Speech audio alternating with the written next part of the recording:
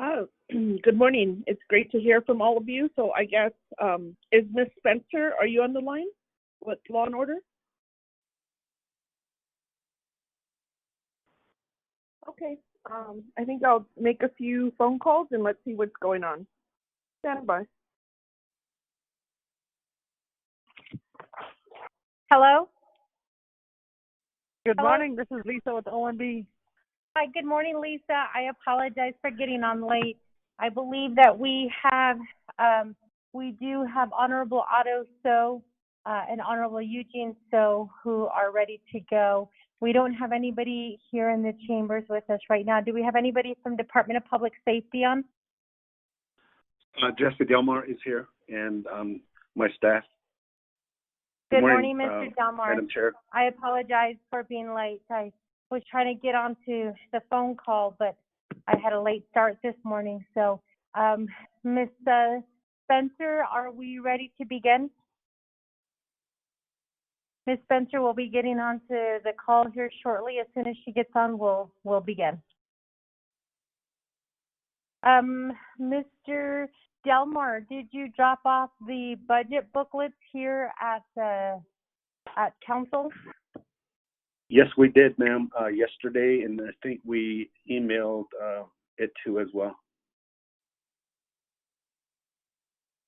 Madam Chair?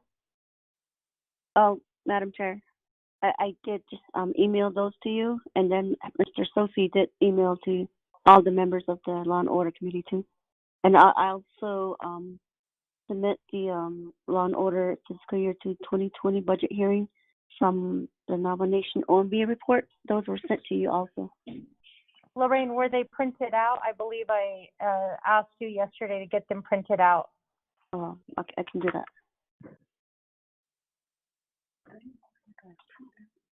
I was looking at it, but I don't know if it's one of the members print them out. Dang it. Oh, sorry.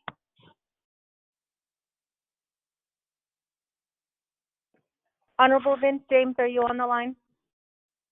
Oh, yeah, de pensional. Good morning, Shanella.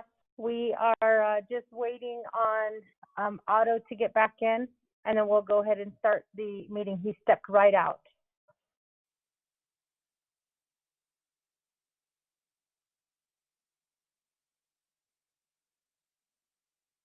Okay, we just had Honorable Eugene So enter the chamber. I believe that we do have a quorum.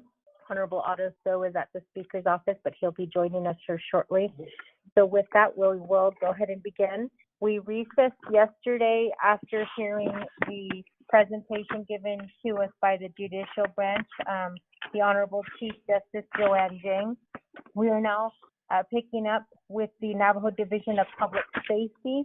This is the Law and Order Committee of the 24th Navajo Nation Council. We are conducting the Oversight budget hearing for fiscal year 2021. Today is August 25th, and we do have the presenter, Mr. Jesse Delmar, Division Director for the Department of Public Safety, who is on the line with us at this time. So we're going to go ahead and call the hearing to order at 9:22 a.m. Lorraine, can you go ahead and assist us with the roll call, please? Okay, Madam Chair and members of the LLC members. Eugenia Charles Newton. Present from Window Rock, Arizona. Otto So. Eugene So.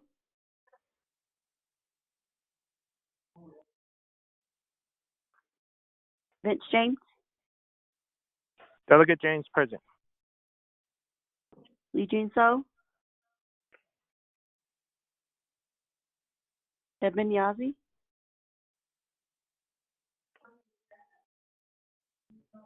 Mr. So is around here somewhere, and Mr. Eugene So is also here.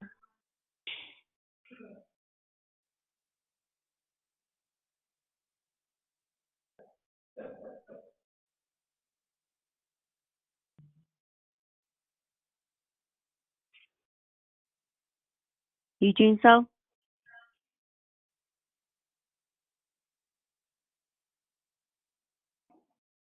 Mr. So? We're taking roll call.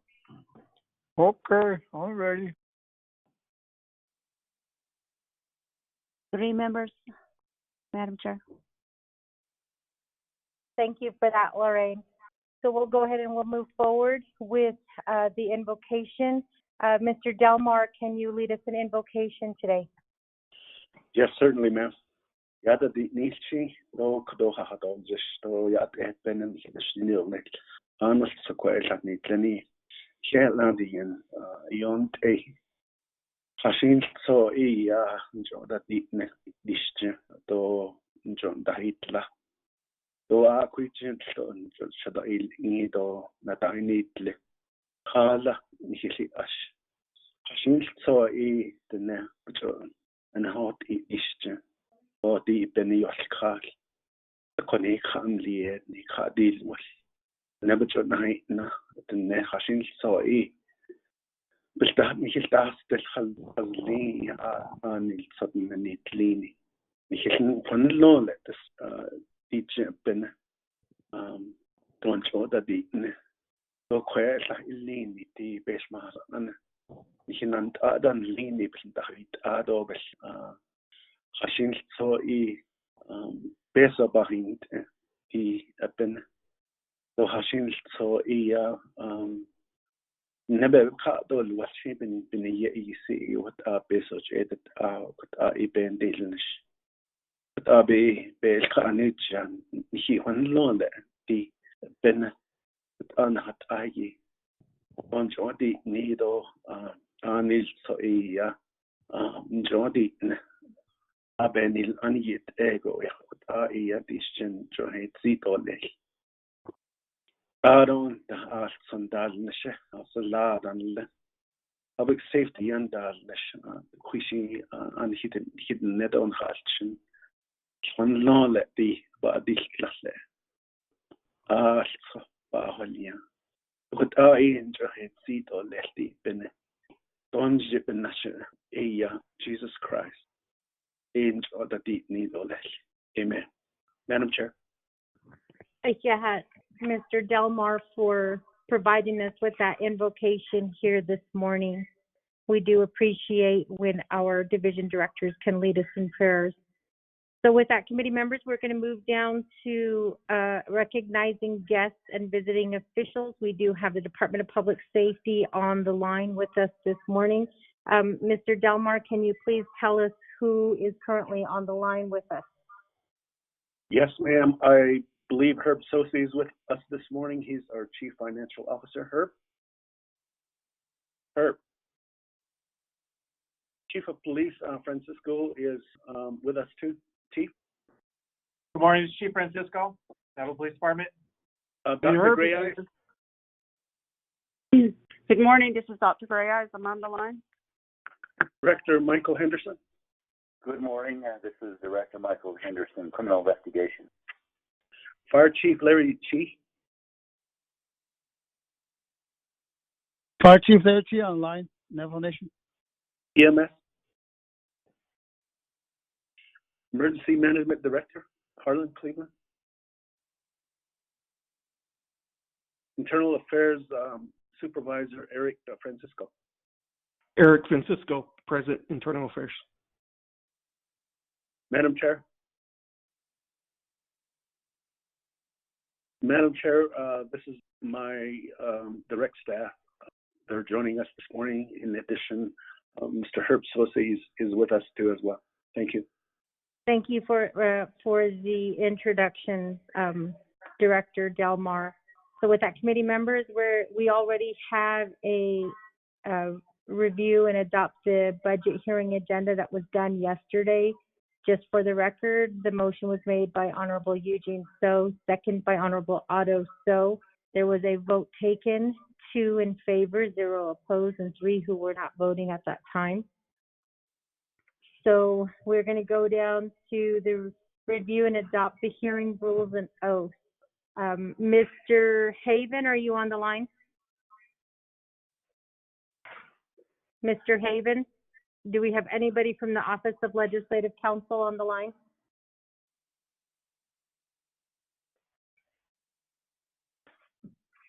Lorraine, can you get the Office of Legislative Counsel on the line, please? Thank you.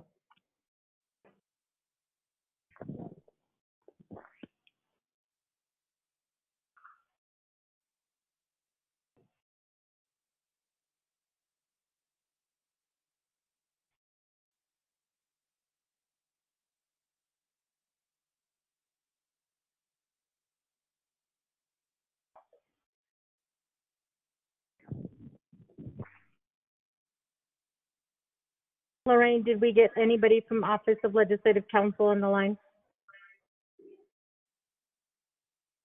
Okay, so I'll just go ahead and read the memo. There was a memo sent to the council delegates for the 24th Navajo Nation Council by Kristen Lowell, the principal attorney for the Office of Legislative Counsel. This memo was sent on August 19th, 2020. The subject of the memo was procedures for the fiscal year 2021 Oversight Committee budget hearings. And on page 2 of the memo, number 4, it states that no oath is required to be administered at the budget hearing. The oversight budget hearing involves council delegates acting in their capacity as legislators to approve legislation. The Navajo Nation Code authorizes committees to, quote, hold such hearings and have the power to subpoena the attendance and testimony of such witnesses, end quote. Citing 2 Navajo Nation Code section 185C. This authorization allows council delegates to act in a quasi-judicial capacity. Under these circumstances, the committee would make a determination about an issue in controversy, and an oath would be administered prior to a witness's testimony. The oversight budget hearings are different. The committee members review the documents and obtain information from divisions, departments, and programs on its budget needs. Ultimately, the committee members are gathering information to make a determination on legislation before them. For that reason, Mr. Delmar, there will be no oath that will be required at this time, and I did read that into the record. Item number 5 is the presentation of management, the Office of Management and Budget.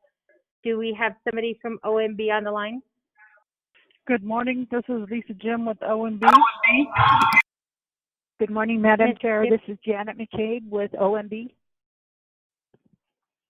Ms. Jim and Ms. Cade, welcome, and thank you for being on the line. Since you are on the agenda, I'll go ahead and turn the floor over to you. Thank you. Okay, thank you, Madam Chair. Committee members, this is Lisa Jim. I emailed the presentation to the LOT advisor. I'll be going through that as the Navajo Nation Law and Order Committee FY 2021 budget hearings for the Division of Public Safety. Navajo Nation OMB report August 24th to the 27th, 2020. Okay, the table of contents is the next page. On item A is the FY 2020 fund type budget summary. Item B is the FY 20 third quarter budget status report. Item C is the FY 2020 third quarter performance assessment report. Item D is the FY 2020 third quarter plans operation status report. And item E is the third quarter conditions of appropriation summary report. Public safety does not have any COA, so that one has none next to it. And I can continue with item A, FY 2021 fund type budget summary. The Division of Public Safety fiscal year 2021 budget fund summary by fund type. FY 2020 approved budget per CS 3019. I can read the bottom line, the general fund total. The general fund total for FY 2020 was $7,946,408. For FY 2021 Navajo Nation funds, the proposed general fund budget is $7,946,408. Indirect cost fund is $320,152. Personal savings fund is 0. Proprietary fund is 0. Fiduciary fund is 0. Special revenue fund internal is 0. Special revenue fund external is $96,727,559, giving me a total of $104,994,119. You also have the special revenues You have the DPS Special Revenue Gaming Fire and Rescue Sales Tax Fund and the Navajo Nation Fire and Rescue Twin Arrows Fund. The other fund total is for 2020 was $8,546,500. They have no proposed general fund for 2021. They have no IDC for 2021. They have no personal savings fund for 2021. Proprietary fund is $70,000. No fiduciary fund, and the special revenue fund internal is $7.3 million. No special revenue fund external, giving that total amount for the special revenues is $7,370,000. Overall grand total for 2020 was $16,492,908.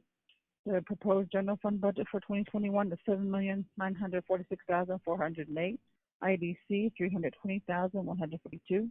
Personal savings is $0. Proprietary fund is $70,000. Fiduciary fund is $0. Special revenue fund internal is $7.3 million. Special revenue fund external is $96,727,559, giving you overall grand total of $112,364,119. Okay, that's part A. Moving on to part B. The third quarter budget status report for FY 2020. Again, I'll be reading the bottom totals. The original budget for Division of Public Safety as of 6/30/2020, the general fund total is $9,192,231. The revised budget is $9,728,663.07. Actuals is $5,983,982.50. Encumbrances is $571,768.96. Budget available is $3,172,911.61, giving expense total of 67.39%. The special revenue fund total, I have original budget of $8,732,000. Revised budget, I have $8,746,547.25. Actuals, I have $2,247,094.91. Encumbrances, I have $3,586,940.42. Budget available, I have $2,682,511.92, giving me expense total of 6.33%, giving me a grand total original budget of $17,924,231, revised budget of $18,475,210.32, actuals of $8,461,077.41, encumbrances of $4,158,709.38, giving me a budget available of $5,855,423.53, giving me expense total of 68.31%. And moving on to part C, that's where Janet can read those numbers to you. Okay, the program performance assessment scores. Currently, there are 18 business units, and I will go over the first, second, and third quarter average scores. First quarter is 2.30, second quarter is 1.97, third quarter is 1.82. Moving on to tab D, the third quarter plans of operations status report. Again, there are 18 business units, and they are in compliance with the plan of operations, which are dated for 2018. That concludes the OMB report, Madam Chair. Thank you for that presentation. Committee members, are there any questions at this time for the Office of Management and Budget?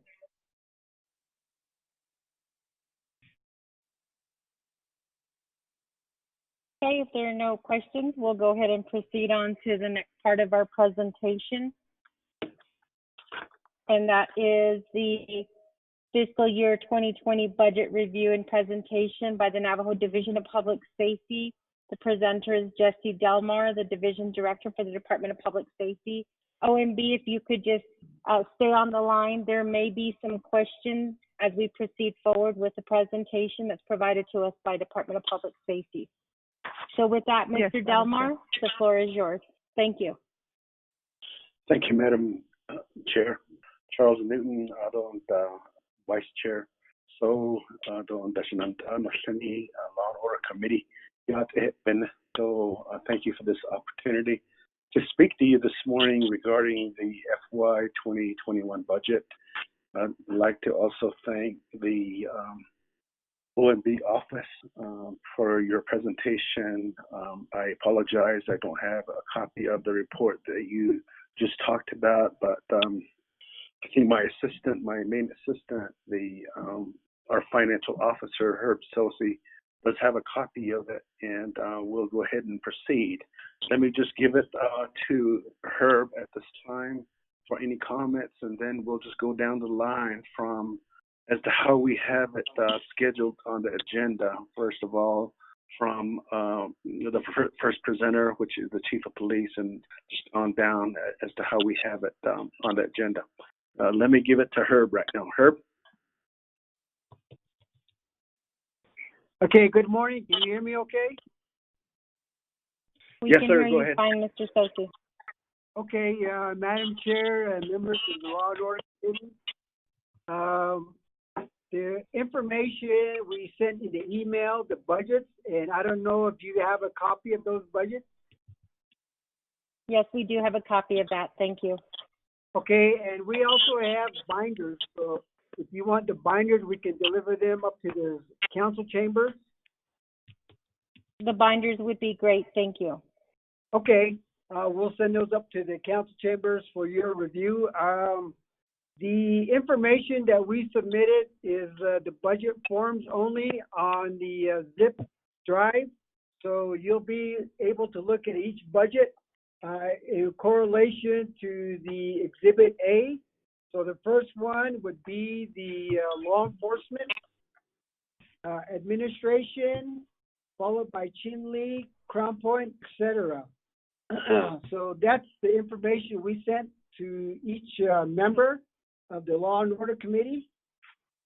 And I still don't have a copy of what OMB reported, so we'll have to get with OMB just to make sure our numbers are correct with the exhibits.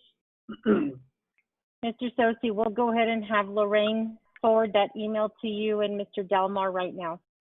Okay, thank you, Madam Chair. And the numbers, as we understand, for the Navajo Nation Division of Public Safety is the same as last year's. So the planning amounts are, like OMB mentioned, for the overall division is at 7.9 million. Excuse me. And then the indirect cost is at 320,000, and proprietary 70,000, and special revenue internal is 7.3 million. So those are the forms we submitted, and we have been going back and forth working with OMB to get those numbers, the budgets verified, and to make sure all the rates are updated in accordance to the BIM manual. Madam Chair, that's all I got. Thank you, Herb. Madam Chair and the committee, we'll go ahead and go forward with the first presenter, which is the Chief of Police, Philip Francisco. Chief, go ahead. Good morning, Law and Order Committee. So we'll start off with the Navajo Police Department Administration for our 2021 budget.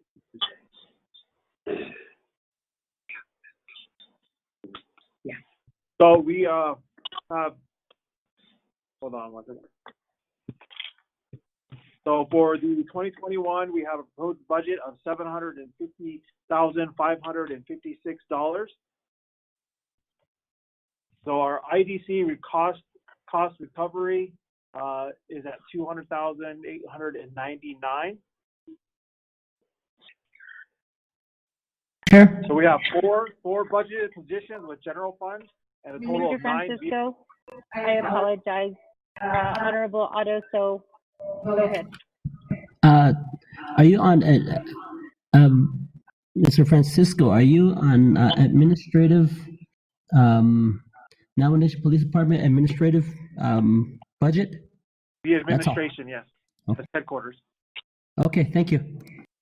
Mr. Francisco, could you please tell us what page you are referencing so that we can follow along with you? Thank you. We are on page 16, page one of 16.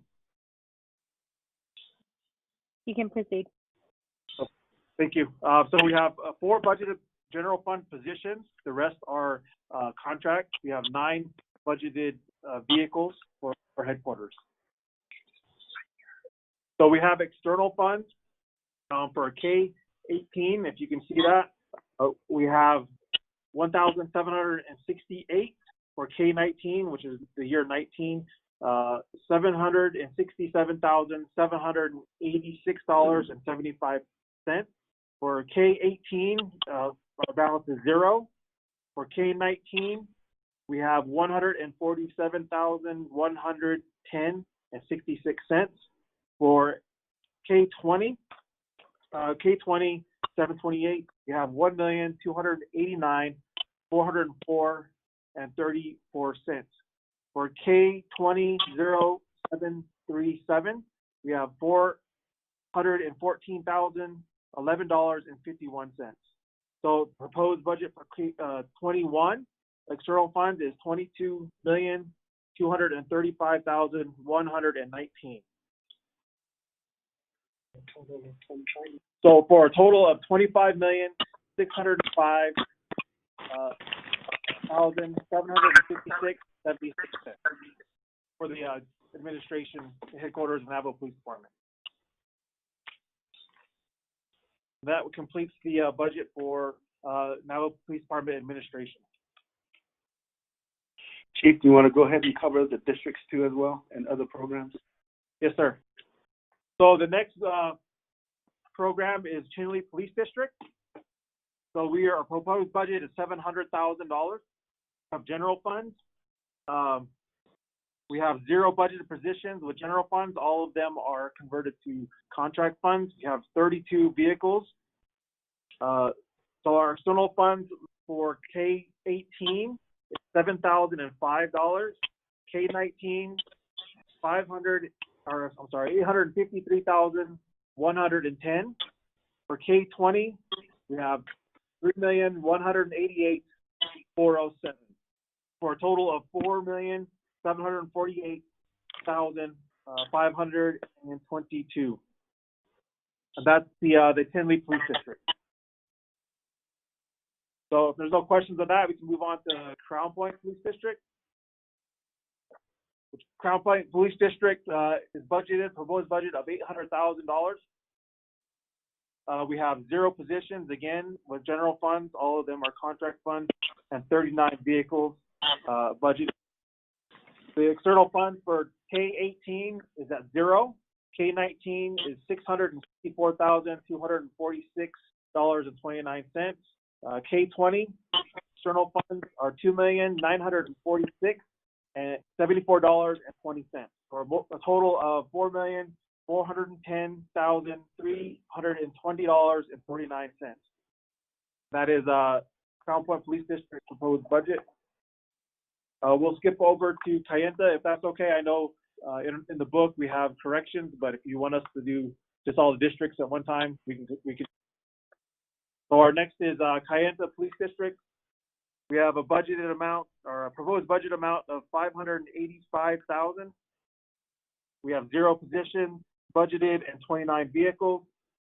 For K-18 account, contract funds, we have $6,834. For K-19, we have $507,779. For K-20, we have $2,557,967 for a total of $3,657,579. And for Shiprock Police District, we have a proposed budget amount of $320,000. 0 positions budgeted, 39 vehicles. We have K-18 contract funds. We're actually in a negative, $28,689. K-19, we have $711,686.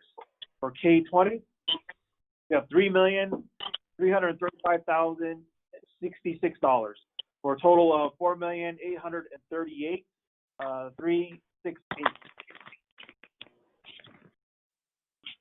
Cuba City District, our proposed budget is $780,000, 0 positions, 30 vehicles budgeted.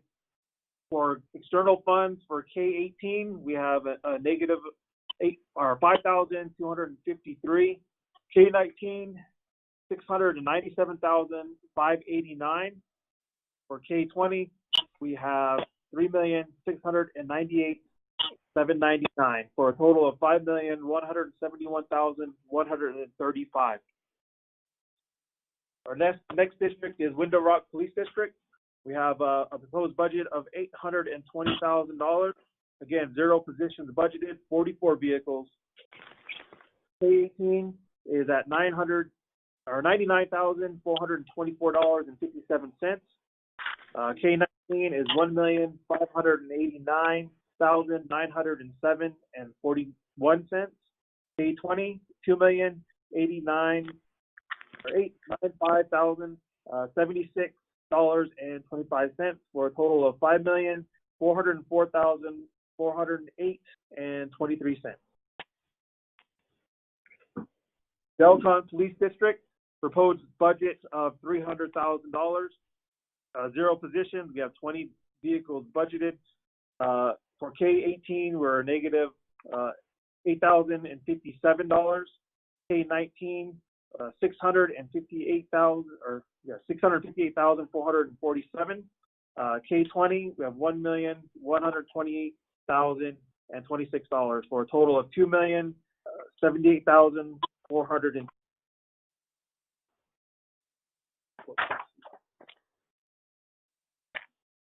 Under support services, which is business unit number 116010, the total budget for general funds is $250,000, 4 positions and 2 vehicles.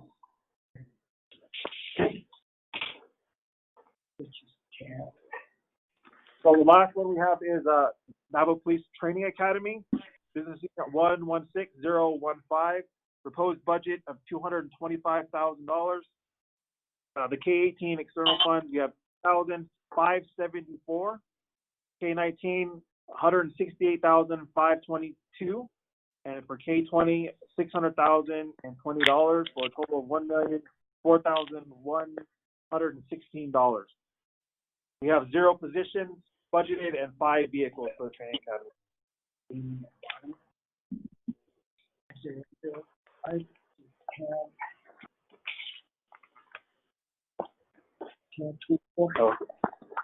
Now we have the gaming special revenue. The proposed budget was $800,000. I'll just run that.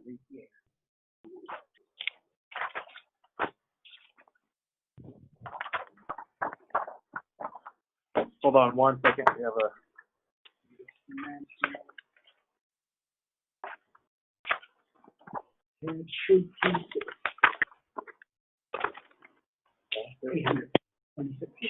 okay, so we're right. So we have a proposed budget of $800,000. We have 2 positions budgeted, which are corrections officers, 0 vehicles. That's it. So that concludes the presentation for Navajo Police Department. Thank you, Chief. I guess we can go ahead and go on to item D, which is corrections. Let me give it to Dr. Gray Eyes at this time. Dr. Gray Eyes, if you could cover item D and also item M. Thank you. Okay. Thank you, Madam Chair, members of the Law and Order Committee. I will be reading off my computer, and this is for, I guess, the Crown Point Juvenile Detention. We are looking at a proposed general funds budget of $35,000. We have a total of 3 vehicles budgeted, and under K-19, 0741, we have $82,367. Under K-19-0740, $144,109. and 59 cents. 19,073.34. We have 21,075 and 99 cents.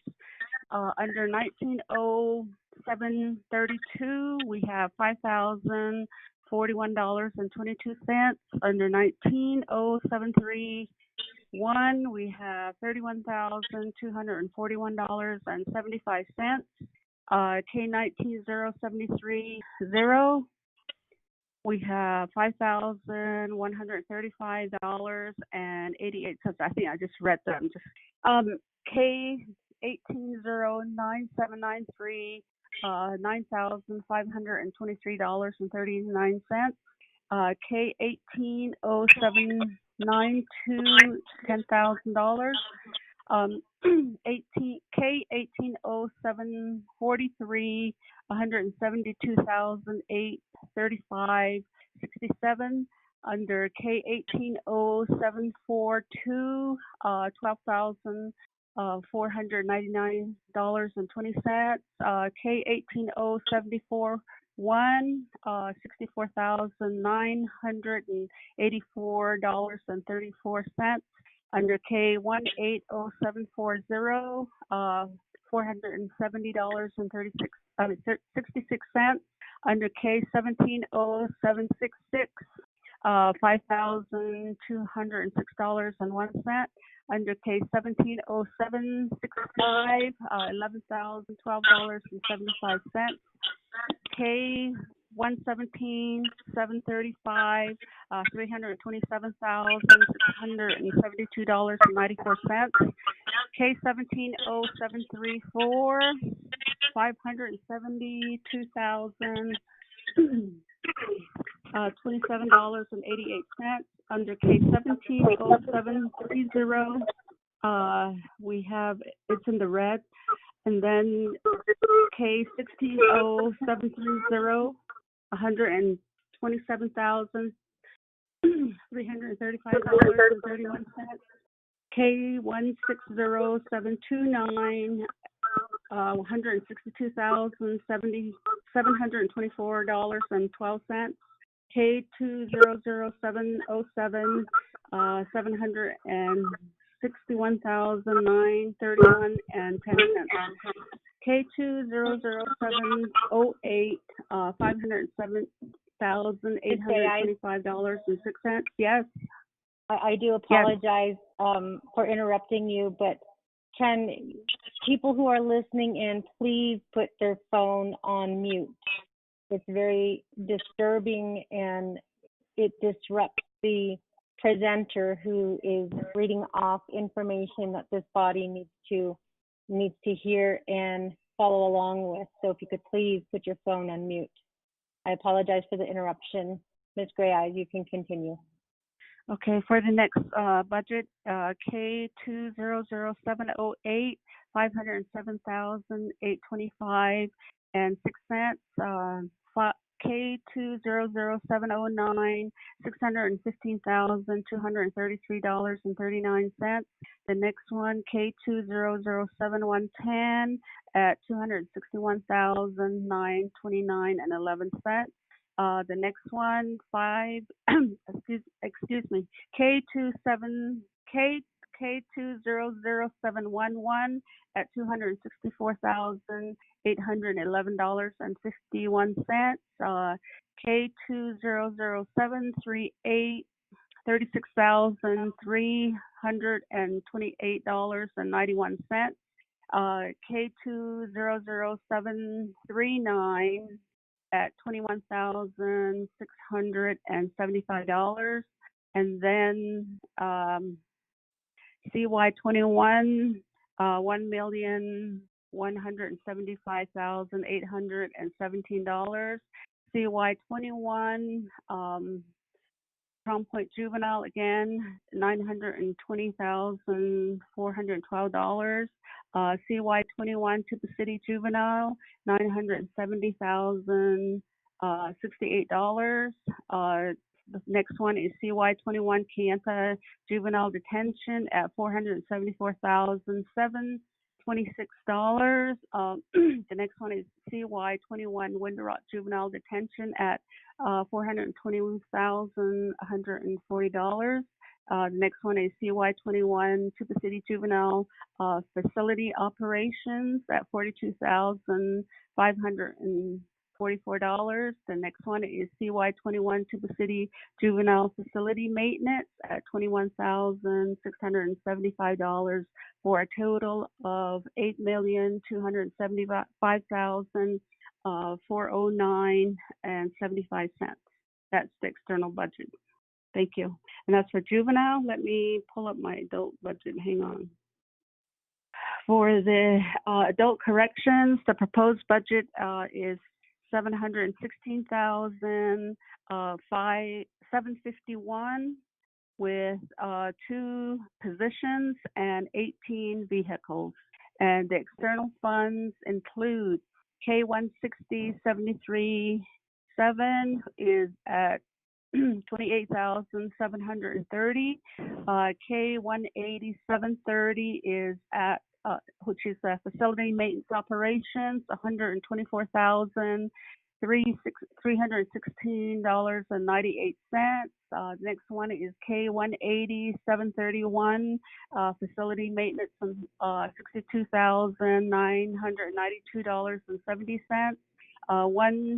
K180-746, Kayenta Adult Facility Operations, $3.65. K180-747, also Kayenta Adult Facility Maintenance at $46,924.43.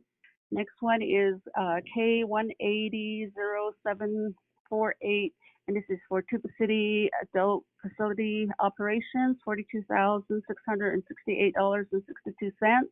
The next one is K180-749 for Tuba City Facility Maintenance at $91,808.34. The next one is K190-704 at $304,871.43. Next one is K90742, Tuba City Adult Facility Operations at $109,839.98.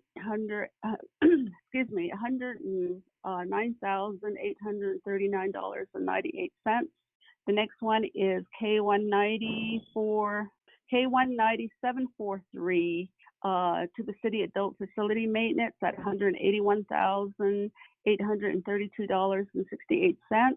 The next one is K190-744, Kayenta Adult Facility Operations at $132,674.71.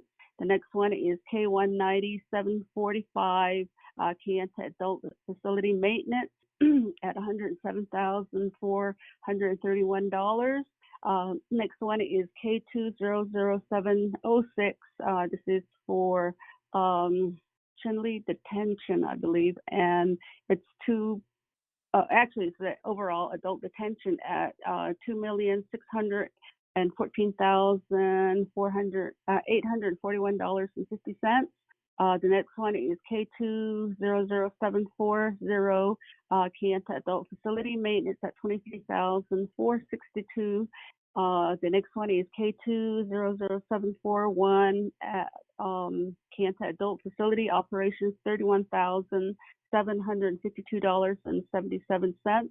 The next one is K200-742, Tuba City Adult Facility Maintenance at $29,326. The next one is K200-743, Tuba City Facility Operations at $49,506. The next one is 2021 Adult Detention at $5,556,315. The next one is 2021 KY Adult Facility Maintenance at $23,462. The next one is 2021 Kayenta Adult Facility Maintenance at $31,752.77. The next one is 2021 Tuba City Adult Facility Maintenance at $29,326. Next one is 2021 Adult Tuba City Adult Facility Maintenance at $49,506 for a total of $9,890.95. Excuse me, let me repeat that. $9,890,095.56. Thank you. That's it. Those are the two budgets I'm reporting on. Thank you, Dr. Gray-Ice. Next, we go on to Navajo Department of Criminal Investigations. Director Henderson. Yes, sir. And good morning, Madam Chair, delegates, and Director Delmar, Chief Francisco, Dr. Gray-Eyes, and the rest of the staff. The FY21 budget summary for Business Unit 116011, the Navajo Department of Criminal Investigations. The external funds, K17, we have $86,791. The external funds, K18, $152,196. For the K19, $827,880. For the K20, $4,066,965. For K21, $7,301,136. And for the general funds at $700,000, a total of $13,134,968, and budgeting for 41 vehicles. And that is pretty much the summary of Department of Criminal Investigation. Okay, thank you, sir. Next, we go on to the Office of Internal Affairs. Sergeant Francisco. This is Eric Francisco with Internal Affairs. Be reporting on business unit number 116013. General funds for internal affairs, $90,000. We have 0 position budgeted, as all of our positions are covered by 638 under Navajo Police Administration. We are budgeting for 5 vehicles, and the general funds covers our operating costs. That's all I have. Okay, thank you, sir. Next, we go on to Navajo Nation EMS. Mr. Wallace. Good morning. This is Ramon P. with EMS. Go ahead, sir. Yes, good morning to all fellows attendees, either in person or teleconference. We have a budget for 2021 for general funds. It's going to be $80,000. None for positions, none for vehicles, only for overtime and some of the anticipated fair events coming up. And I'd like to kind of briefly do a recap on some of the expenditures still remaining in the funds we have here. Okay, kind of did talk briefly to our OMB staff this morning in reference to the way they want the BF6 to be provided. So kind of late information provided for OMB for that reason. And our anticipated funding for 2021 IHS funding, we're kind of anticipating maybe at least about $10,278,131. That's with 3 or 4 program accounts, and that's kind of a projection. The tentative funding remaining for the 2020 for the 5 or for the 4, also including the COVID funding we received lately, we have a remaining balance of $2,041,137, and with the FY19 remaining balance is $1,233,087, and the remaining 2018 fiscal year remaining fund is $100,033 and it'd be $133,397 remaining in fiscal year 2018. The 2017 remaining balance is $1,196,859. In fiscal year 2016, we have a remaining balance of $519,770. And our third-party reimbursement is our main operational fund for daily expenditure. We have a current balance of $5,470,965. In the previous operational expense, TPR balance K27001, we have a remaining balance of $57,004. That's currently the funding that was provided in collaboration with OMB as of yesterday and this morning as well. So most of our previous pending balance are more subject to capital purchase, like ambulances, as well as some of the equipment that's in need. And I would say the pandemic has held a lot of our expenditure plan on hold. Hopefully, with the reopening of some of the financial department, we will gain, or at least be able to expend some of the remaining funds we have from the previous fiscal year. If you have any questions, I'm open for it. Thank you, Mr. Pete. We'll go ahead and proceed. The next item is item P, which is DPS administration. I will speak about the total amount. The main funding sources under this business unit is general funds and also IDC recovery. For general funds, total amount is $170,000.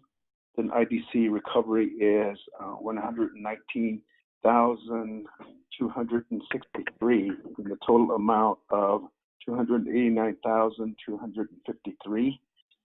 Under this budget, two positions are funded, which is my position and also my assistant's position.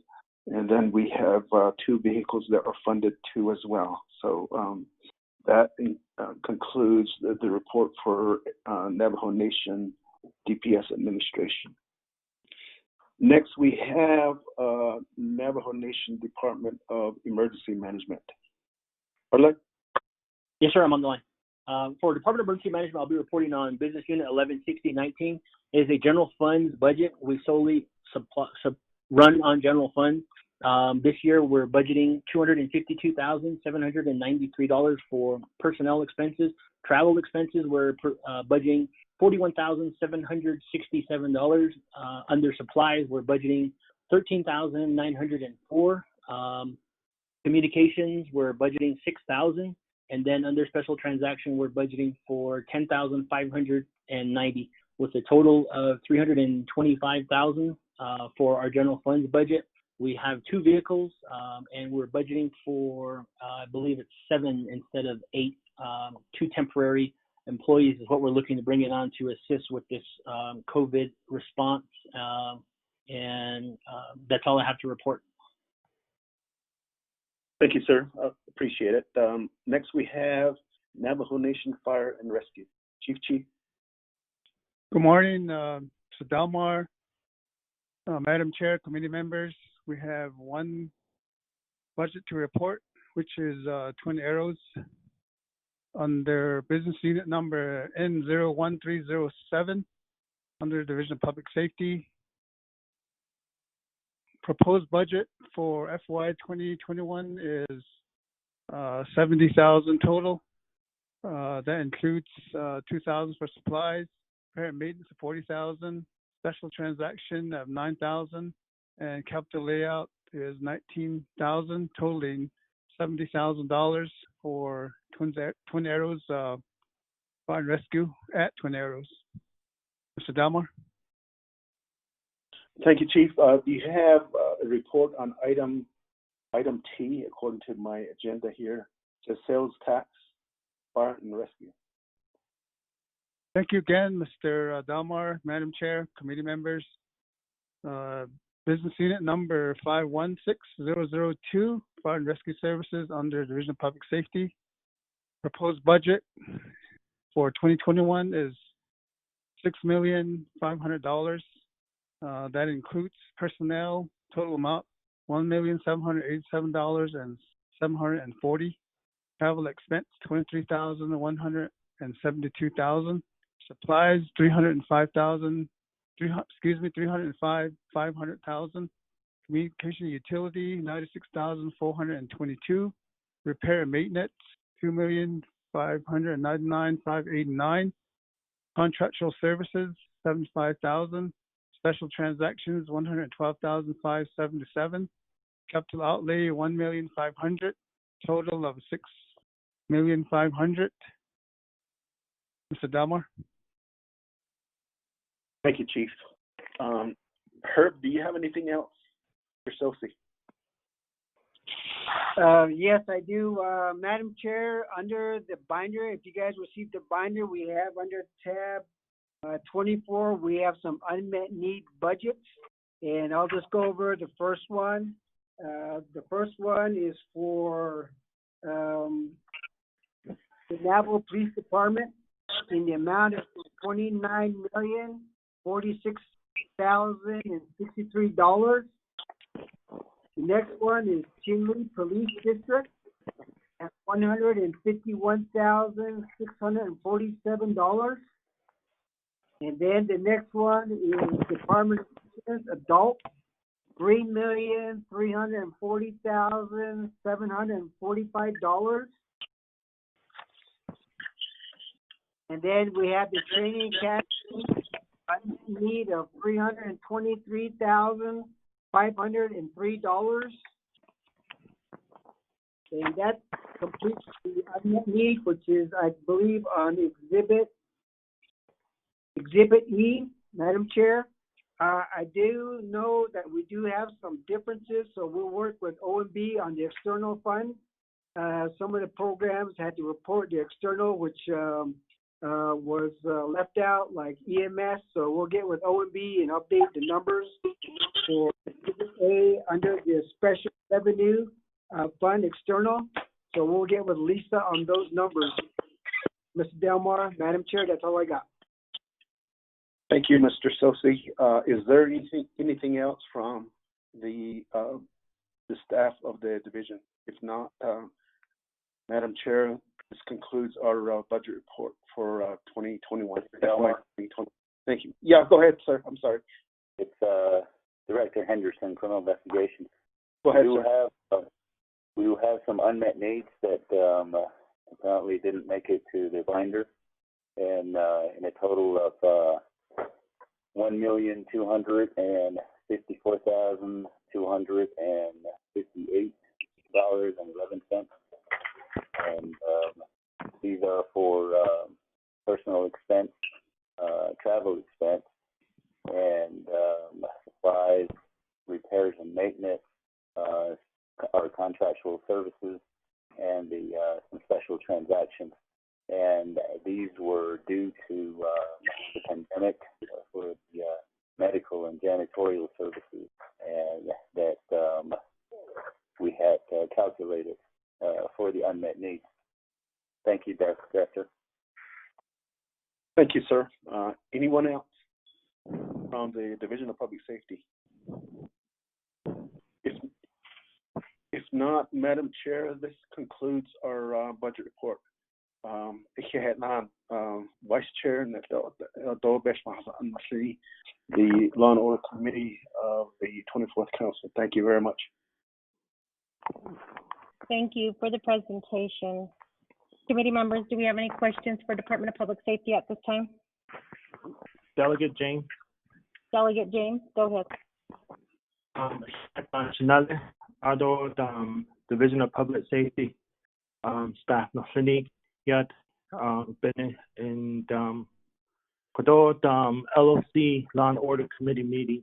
LOC Law and Order Committee meeting peso not budget panada huishi ako hot eda behanete the kui sheet a peso leniki ndahate peso lekin halkoide adonana aquado taga hotzando peso nazodo ado peso ha josas ande alto akut e peso the kuigo sheet a d ni hello but has anje the kuigo sheet bit that didn't jail a peso which when ko ado ade peso nada hatet ahigi jo ado anada so ako kote enahal jisho oyo intan entle le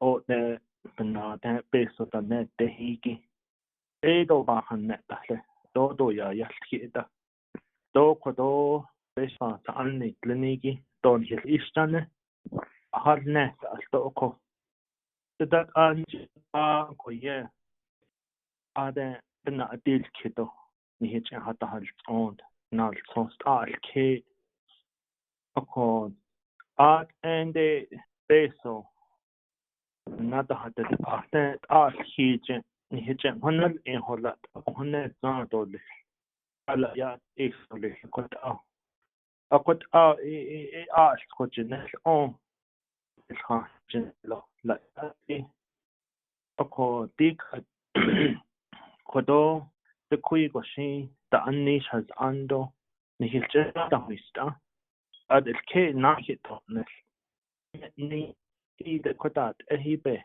beteni le to ka jo pa ini zen jonan hite ni do le ko beninat ya altro peso tanet de nal sos el hije el hisenelo la ayat esto le but that ashon kodo general funds taga hot on that peso no tahil kodo isman sani kliniki be hazani be hatit ehit la alketas doho na khapo net na jokot ishe sezento ipan case ko beninat the quida sheet adol ayina diskipo so tetna nado carry over funds on hit no da hot ni hilta hoel jishin le ako an ni the not so hit not alia hit the hona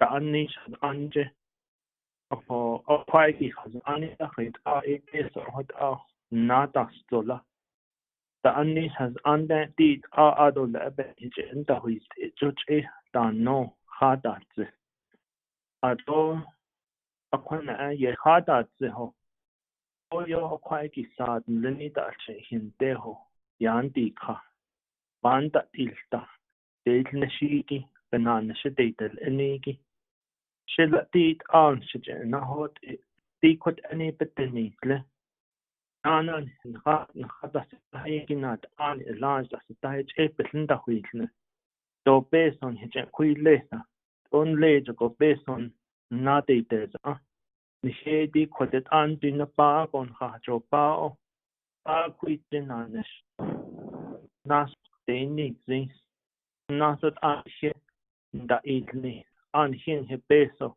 big deini nesha aj en hin teho peson leniki chideni on hinash deni jokot auda ben hije yada tieko ako yud dig eso ada danete danete hit hije ni hije kolia gulat ayat esto les jo she hot ni hit istane edishlil sendako do hit shiban so case do les kodon hit nasis khani jashin banden nistra jashin do hit ya es na nasis khani yan sa case do les kod be bichen hasio don't open this case ako cohort da ani additionate dan ada peso bichen kodal kinahal kai has ande peso ha jos has ande ولا هوز توتان شيء خاهود أشاشن هوز تو خاهود هوز أنده أكو إيده كون هتاتو نلولا أيات كهود ناشلوت أكو دي نينا شيء خاد بيسو سند شيء خيط أتاستو تافا أكو دي نو كهود دا بانيت أتن أدو يون هيلشهود أنده أون هلاهو تنه نان تاتو تون هلاهو تنه نان ديت أكوت بلش ناهول جيش أكوت كنا تتني لوت هنا تشنخو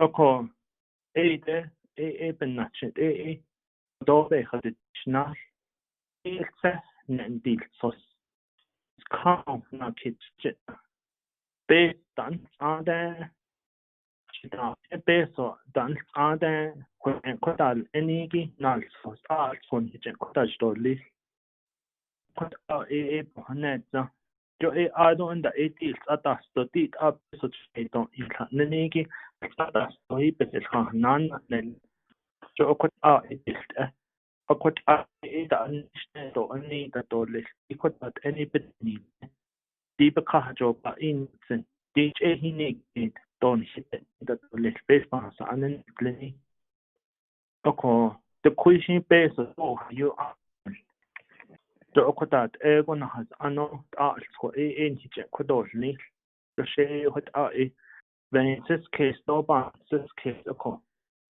أكو نان هوش كونترول كدول تناسس خاني هانا شان أسه نديل so stable deal for the next until Thursday until we receive all the additional documents of all the revenues that they receive, the different grants they receive, the different funding sources that they receive, all of that in the packet to match the for us to match and compare how all of these budgets are lined out and detailed out.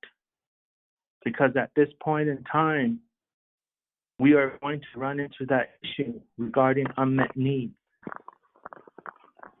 And some of these funds are high in balance that are sitting there, have not been utilized. And we've been trying to say, why are these funds just sitting here? You have millions of dollars just sitting here. Why is it that? Why isn't that being utilized? Maybe this is the opportunity to transfer some general funds to those other departments that are in need, that have addressed their concerns and issues to Law and Order Committee and to the rest of our colleagues, the 24th National Election Council, regarding all the unmet needs. So with that, I make a motion to table Division of Public Safety budget until Thursday until we receive all the different funding sources that the Division of Public Safety receives, how they're detailed out to utilize those funds. Thank you. Madam Chair, going back on mute. Committee members, there has been a request made by Honorable Vince James to table the Department of Public Safety budget until we get a little bit more information on the K account and the external funds. In addition to that, I also we received in January, I believe I'll have to go back and look at my email, but as council delegates, we did receive information on the amount that has been reverted back to the federal and state government. And my understanding is that there was a pretty hefty sum that was reverted back. And I think that kind of goes to the K account and also the request that Honorable James has made. We do need to have a really good understanding of how much money has been reverted back and the reasons for them being reverted. We are coming into a shortfall of funds, and I think that now is the time that we hold our divisions and our departments accountable for their K accounts. So, committee members, there again, the email was sent to us, I believe it was back in January was when we received that, that information. So I think it would also be important to get the OOC on the line, and prior to any department or division that the Law and Order Committee oversees, to give us a rundown of how much money has been reverted back to the federal and state government. So I think that that's important information, since we do have a request for unmet needs. And if my math is correct, I believe we have about, from January 2018 to September 30th, 2019, I believe there was, I think it's $756,859.75 that was reverted back to the federal and state agencies. So if we can get OOC on the line during that time, I think it would be beneficial for this committee to take that into consideration as well. Committee members, are there any other questions or comments at this time? Honorable Otto. Thank you very much, Madam Chair, and committee members, Law and Order Committee.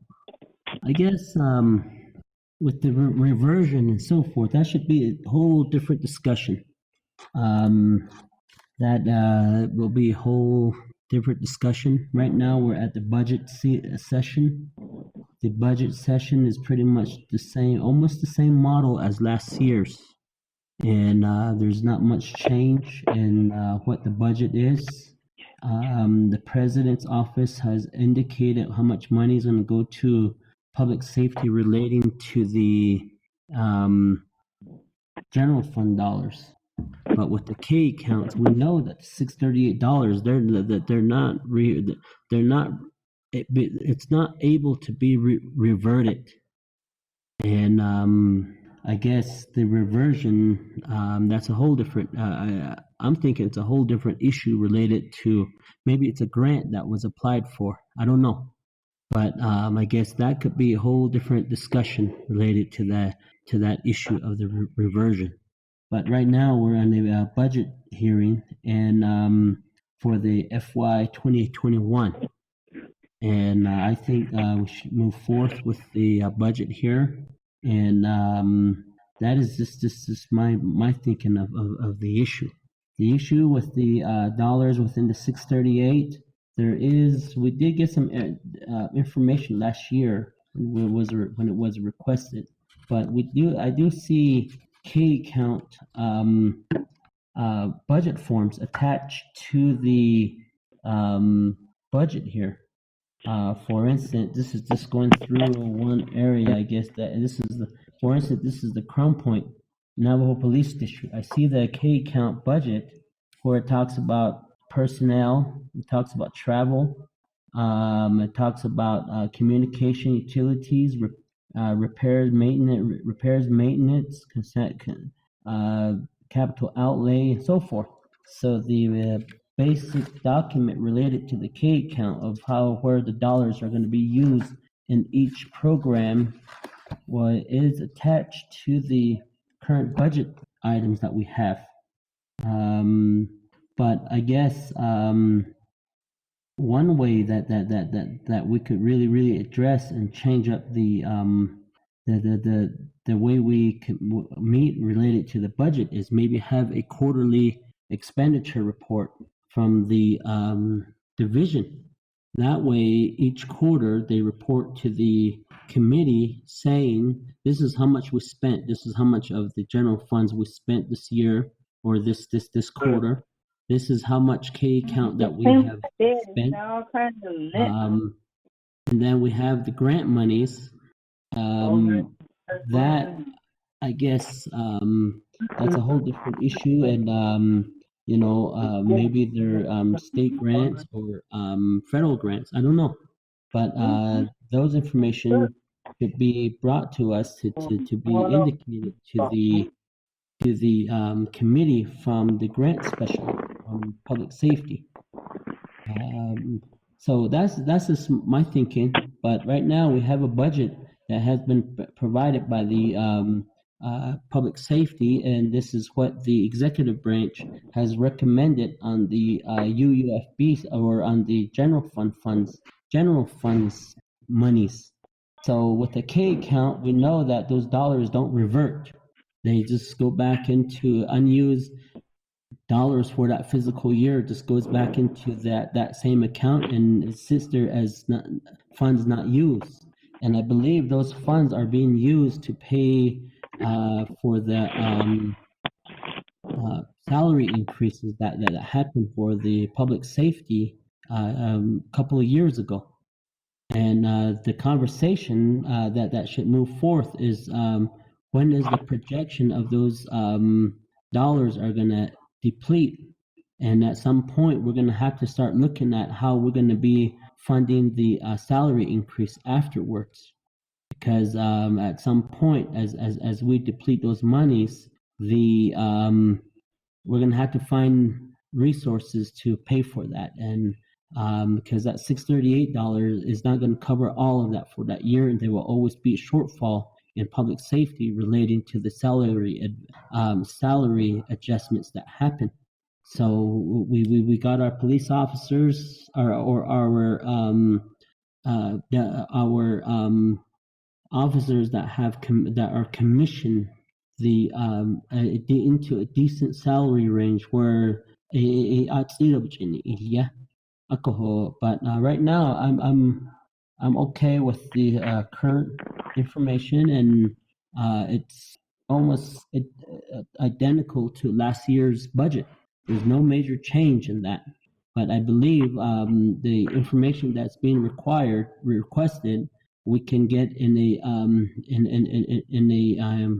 hearing or in a law and order committee meeting, regular meeting, indicating that we want updates on certain expenditures.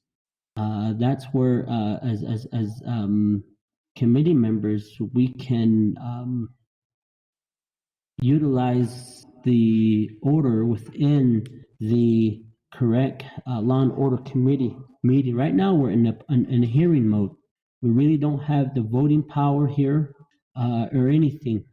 All consensus based off of moving budgets forward and so forth. That's all we have. There's no voting measure to say yes, we do agree to this, and but our main voting happens at the at a committee meeting. So therefore, I look at this budget and it's similar to last fiscal year. Just for instance, general funds for Navajo PD Crown Point District. Last year's budget is $800,000, and the new proposed budget is $800,000. The numbers are almost identical. But I guess like I said, the information that's wanted is that I guess we could ask to do that, and once budget hearing is over, so we could get this information.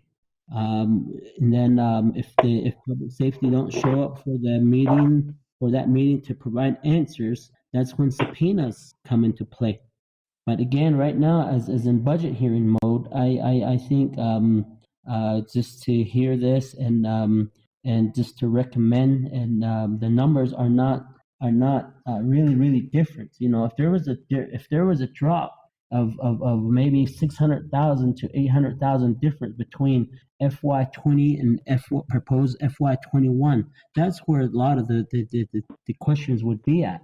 But just looking at these budgets, they're identically the same from the past physical year to this physical or this upcoming physical year. But relating to the expenditures, we could get this at a regular committee meeting and utilize that through the authority of the committee. I may be wrong. I don't know, but that's just what I'm looking at from the committee standpoint. And this committee right now, we're in hearing mode. But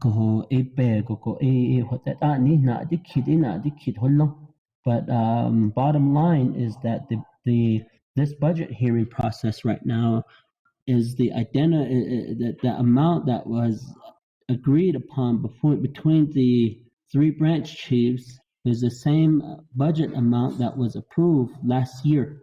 So the numbers, I believe the numbers are pretty much the same for all the programs. There's no major change. We know that there is needs out there, but it's just what the three branch chiefs had agreed to. The three branch chiefs agreement is not in law. So hadit adape has ani beep dan the three branch chiefs meeting determine how much legislative branch, how much judicial branch is going to receive, and how much the executive branch is going to receive. And that pretty much told all the three branch chiefs programs that this is what you're getting. Budget hearings are meant to hear the needs and of the program. Maybe we could shuffle some money from here to there. That way, when it comes up to a final decision, a number could be projected for Crown Point. You know, this by looking at Crown Point's budget, it says 800,000 from last year. I mean, for this year, this coming fiscal year. What is Crown Point's real needs? You know, but again, the three branch chiefs agreement happened, and they agreed to that number. And you know, my feeling right now is that we just need to move this forward, and this is what is agreed for Crown Point District. You know, we didn't hear anything from the leadership from public safety to say to the committee, we disagree with what the executive branch or the president's office recommended for public safety. So not hearing any disagreement to any of this indicates that public safety is okay with the budget and they can stay afloat with the current dollars that they have. I believe that's just my thought of everything here. Like I said, the budget is based off of last year's, and there's not much any changes. And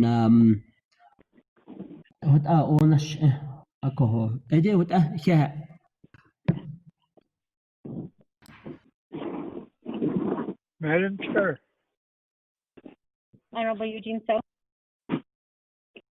I was looking at the agenda that's before me here that was approved yesterday.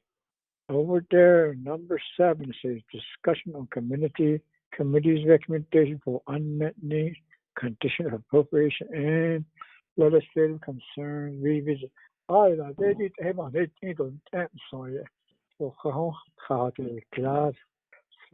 I do agree with Mr. So, the other So, that we're all discussing the debate on the basic education. So I think there is another section on the agenda that we can debate on other stuff. Thank you.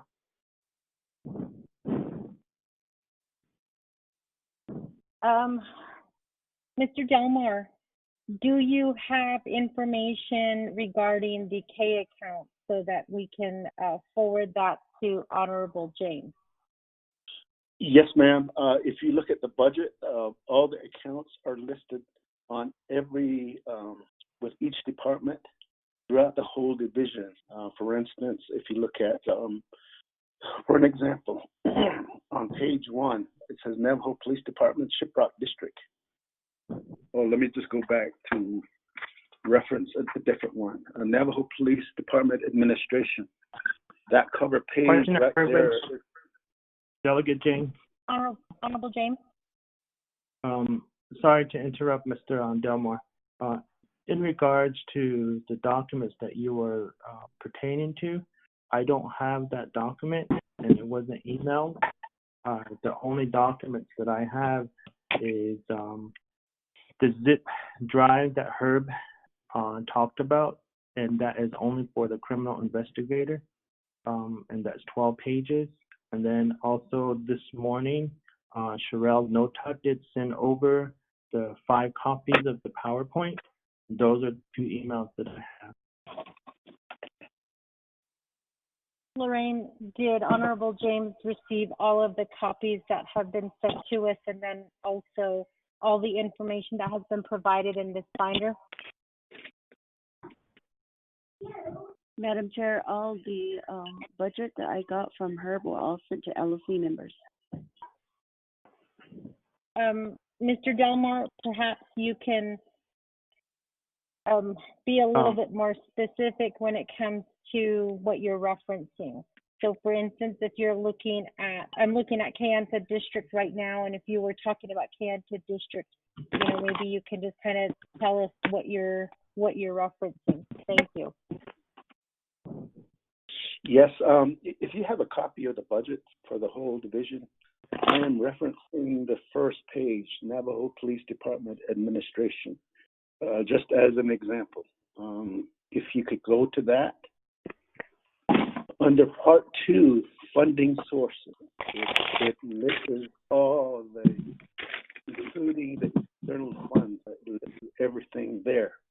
This goes for all the departments that we have, external funds, all of that, and it gives you a balance figure at the bottom.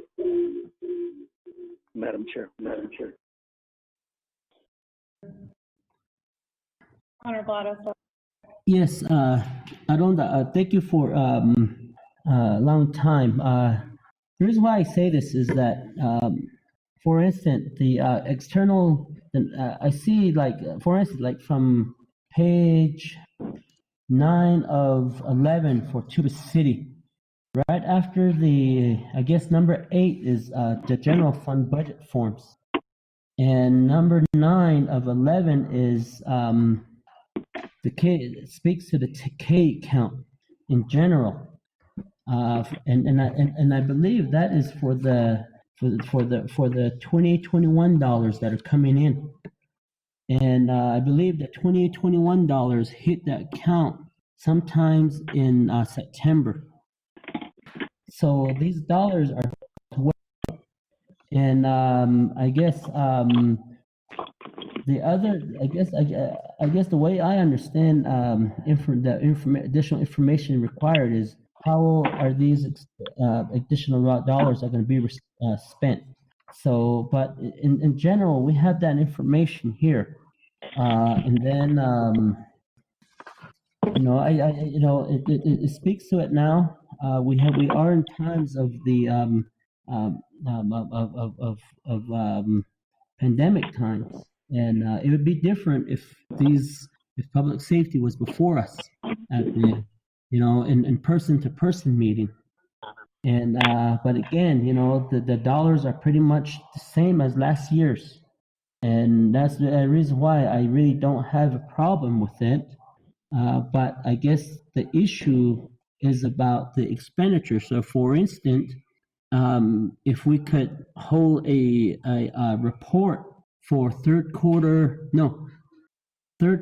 expenditures of K account for FY 2020. That would speak to that expenditure there.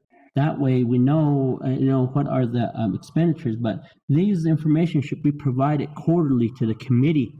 That way we know where the dollars are being spent in general. That's what I'm getting down. I mean, that's what I understand as we speak about the K account. But this K account right now in budget, in this 2021 budget, FY 21 budget, the dollars have not hit that account yet, but it's guaranteed to come to Navajo. So these dollars are probably Washington there. I don't know when it generally hits the accounts, but OMB office and the controller, they sign off on the dollars when it comes in. And then from there, based off of this budget sheet here, and I believe the personnel sheet or the external the Navajo Nation external contract and grant funding information speaks to the current award and anticipated funding fiscal year 2020, and it talks about the difference. But I guess it hits OMB. Like for personnel expenses, personnel is always spent on personnel. It's not. I believe dollars are not able to be. In general, funds you can't move dollars from personnel. If there's any unused personnel expense and moving it to supplies, you can't do that. There's certain line items you can't do that. But like for transactions and so forth, that leaves a paper trail. So the information about the expenditures, that the way I see it is that some that could happen at a committee level related to FY 2020. But right now we're talking about the FY 21 budget, and I guess that's just my thinking of this. The numbers are pretty much exact, almost the same, in the general fund allocation and some areas of the K account. And I believe we need to have when that meeting's gonna occur, that's where we need to have OMB and have the information. But right now, the hearing is practically for 2021 budget. So yeah.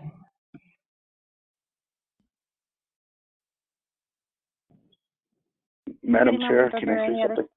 Yes, Mr. Delmar, go ahead. Thank you, Madam Chair, Vice Chair. Now, I guess the key document right here, as we speak right now, would be the report that OMB did. I think Lisa reported the actual expenditure percentage for this fiscal year right now. I think she mentioned less than 70% presently.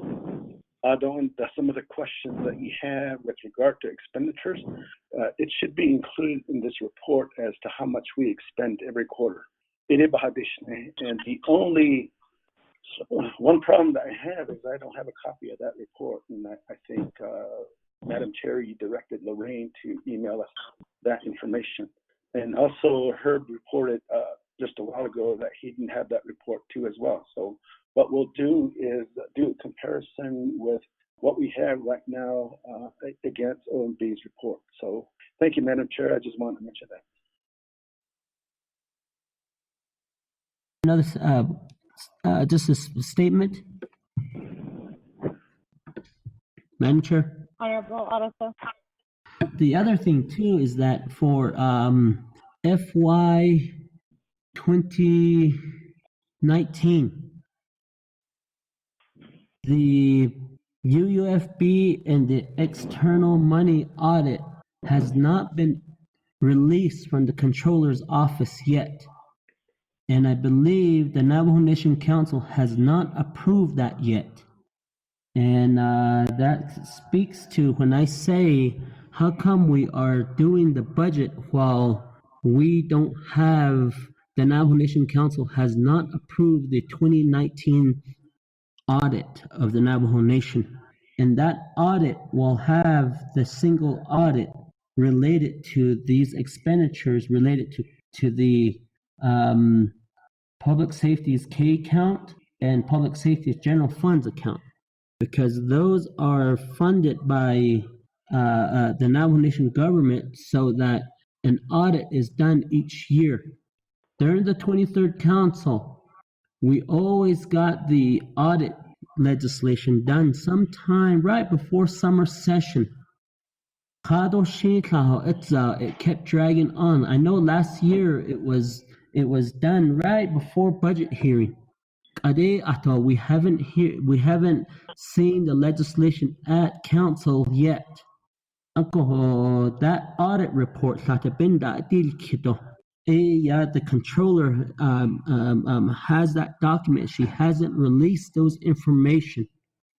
That will speak to monies that are inaccurately spent and so forth. And that's where the I guess the audit findings will come up.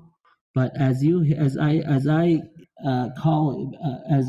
call in on a lot of the budget and finance committee here meetings, the controller always reports that the last audit that we received, the I guess the red flags, the audit finding versus the previous audit is a big difference, and then our audit findings are coming down. So I believe this year she was really optimistic that the audit findings of the Navajo Nation on the overall budget of, in this case, will be 2019. The way I understood the controller is that she is in positive thinking that we will have a less audit finding this year than than the past fiscal year's audit. So meaning that the nation's spending and so forth is improving, that that they are spending their monies correctly, and I guess everything has a document. But concerns would rise if an audit finding came in. Say we approve the audit finding at council whenever it gets to us, and we approve it, or when it's being discussed, and the auditors tell us, say if the auditors say, oh, has this many red flags, that's where the issues come up. And therefore, I guess for FY19, we need to we really need to pressure the controller to get that audit finding, or to get that legislation out, because we're running with this budget hearing, and yet we have not approved the 2019 audit. By law, we're supposed to accept that first, but the budget hearing, and that's where some of my views, I always say, or I stated to the speaker and budget and finance committee chair and so forth, that we should just run with a continuous resolution, because we're only about 5 weeks away from fiscal year ending. And are we going to have enough time to approve the audit and approve the budget? But if we look at a CR that was approved, that was sponsored by Honorable Raymond Smith, that was line item that was vetoed. But again, we're racing against time. We have 5 weeks to get this budget through, and right now the budget is almost is identical to last year's budget. And to me, there shouldn't be any differences, and only if there's major cost cuts in certain programs. But just looking at it, there's no major cost cuts in programs, and I'm really looking forward to the audit. I wish the controller could at least give us a preliminary report to at least speak to if there's any sort of proposed red flags. But again, right now, we don't have any red flags, no one from the controller's office relating to the audit. So, but again, I guess on the K accounts, I guess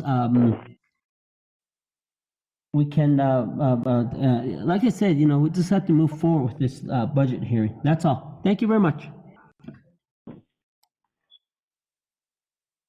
Committee members, are there any other questions?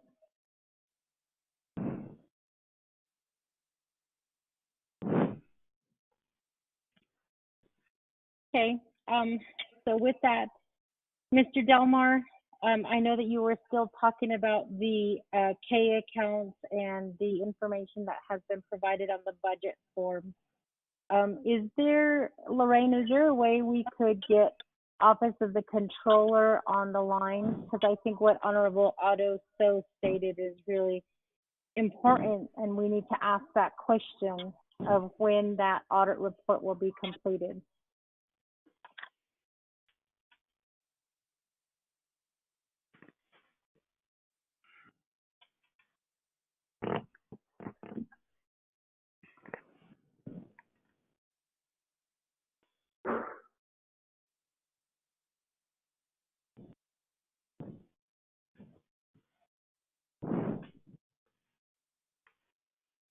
While we're waiting for Lorraine to get Ms. Kirk on the line, I do have a question regarding tab 6, Mr. Delmar. You have your division priorities that are listed, but you do have a few of your departments that don't have anything listed. For instance, Department of Criminal Investigations doesn't have any division priorities. Emergency Medical Services, Fire and Rescue do not have any type of division priorities. Can you explain to this body why that's not included? Thank you. I'm sorry, ma'am. Are you reading from the OMB's report? No, Mr. Delmar, I'm reading from the binder that was sent over from your department. If you look at tab 6, it does have the Navajo Division of Public Safety Division priorities. And you have Department of Corrections that has 6 priorities that are listed. Emergency Management has 5 priorities listed. Internal Affairs has 5 priorities listed. And Navajo Police Department has 5 priorities listed. You don't have anything for Department of Criminal Investigations. There is nothing for Emergency Medical Services, Fire and Rescue Services. Yes, ma'am. I cannot explain that at the moment. I have to check with each department as to why they did not submit their priorities, Madam Chair.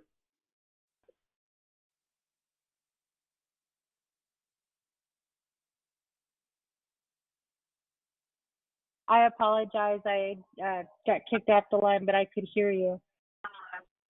Well, the reason why I'm asking this question is because Department of Criminal Investigation stated that they have unmet needs.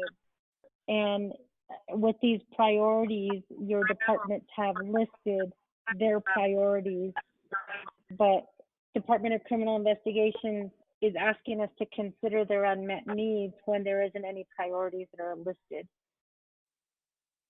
Yes, ma'am. Can we hear from them right now? Yeah, if you will. Yes.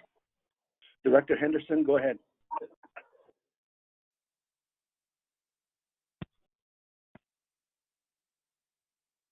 Director Henderson from CI, are you there?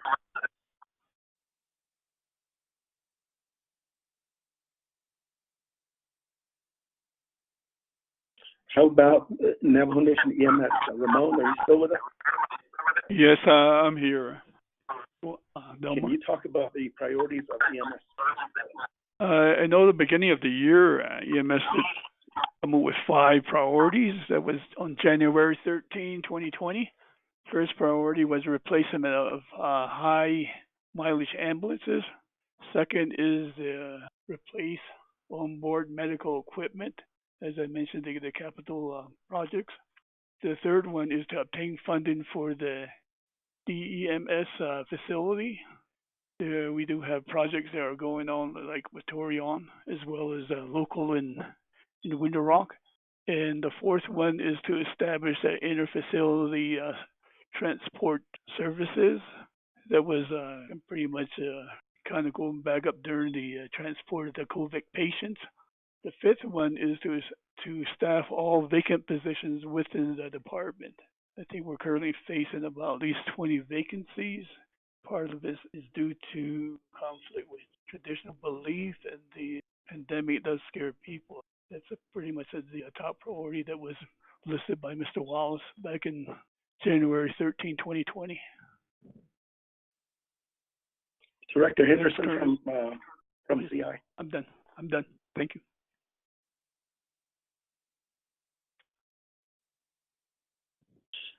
Madam Chair, if you could give me a minute, I'll see if I can get a hold of Director Henderson. I'm pretty sure he has priorities too as well. Thanks, Mr. Delmar. I would also like to ask, while you're trying to get a hold of your CI director, on tab 28, we're looking at the Navajo Nation's Fire Rescue Services. You have several positions that are open, and I see the firefighter recruit. There's 8 of them, 8 positions open. And I know that the Fire Academy just recently started their classes. And one of the questions that I did email was how many cadets are currently enrolled in that academy. And I still haven't received my response yet. So how many cadets are you looking at to have within 2021? Yes, thank you, Madam Chair. Let me refer that question to the Fire Chief. Chief? Madam Chair, and thank you again, Mr. Delmar, on that question. First of all, our priorities, we have several. One is additional manpower. That's always a need. And we also have to train those personnel, providing more personnel. And the other is recruiting. We continue to recruit more recruits to attend the academy. From there, they start climbing their career ladders in the fire service. And the other is facility upgrades, updates. Some of our buildings are really old, and then included in there is additional equipment as far as life-saving equipment and vehicles. So those are some of our priorities within the fire department. And the question on recruits, you'll see the amount of recruits positions. We have so far 4 in the academy starting this week. And we have a few of them that found out that the requirements to continue and be a part of the academy, they opt to not be a part of the academy and left their job and positions. Although we still have one that's refusing to attend the academy, and we will touch base with that person and make sure that we do things accordingly to policy and procedures. So we do have 4 attending so far, and it's going good. So, Madam Chair and Mr. Delmar. Thank you for that, Mr. Chi. And just to be clear, the reason for the refusal of this cadet is the fear of the virus. The cadet has been in contact with this committee and has provided the concerns to this committee. And that's why I was asking how many cadets are currently enrolled in your fire academy at this time, and how long does a fire cadet remain a cadet?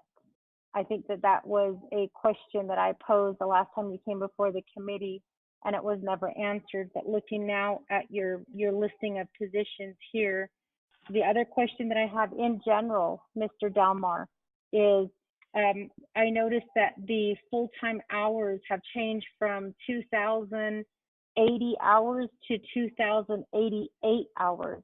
Yesterday, Judicial came before this committee, and they informed this committee of how they were transferring money around to cover that cost so that they could stay within the amount agreed upon. So how did your division, under your leadership, how did you address that from the 2,080 hours to the 2,088 hours? I would have to check on that, Madam Chair. It should be pretty much basically 80 hours per pay period, times 26. Madam Chair, can you excuse me and let me refer that question to her. Herb, can Yeah, you answer that will work. Madam Chair, this is Herb. With regard to the total hours of 2,088, we did question that as well, but these numbers were coming from DPM, and they did the hours on Form 3, so we couldn't change it back to 2,080. So we had to stick with the 2,088 hours, and as recommended by OMB as well. So that's why you see all the budgets in there for 2,088 hours, and we're just going by the direction of DPM and OMB. Madam Chair? Mr. Sosi, I appreciate that, and I am aware that that this was a last-minute change. As I stated, judicial came before this body yesterday, and what they had to do to cover those extra 8 hours for each of their employees was transferring from one budget to another budget in order to cover the cost.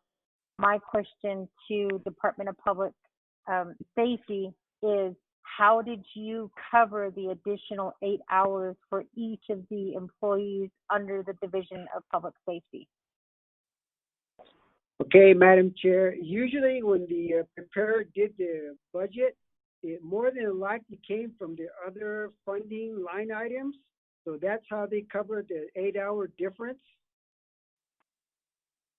But we didn't transfer 8 hours from one program to another program. Mr. Otto said these are the same numbers from last year. So internally, the program made their own adjustment, and that probably came from other line items of 8 hours, the difference. Madam Chair? Thank you, Mr. Sosi. So I do have last year's budget before me, and I have made a comparison, and you are correct in that the numbers are exactly the same. What I don't understand is last year, full-time was considered at 2,080 hours. This year, there was an additional 8 hours. So now we're at 2,088 hours.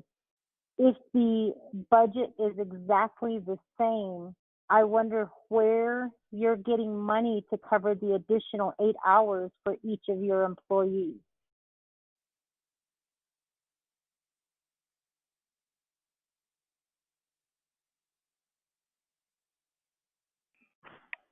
Herb, can you explain that?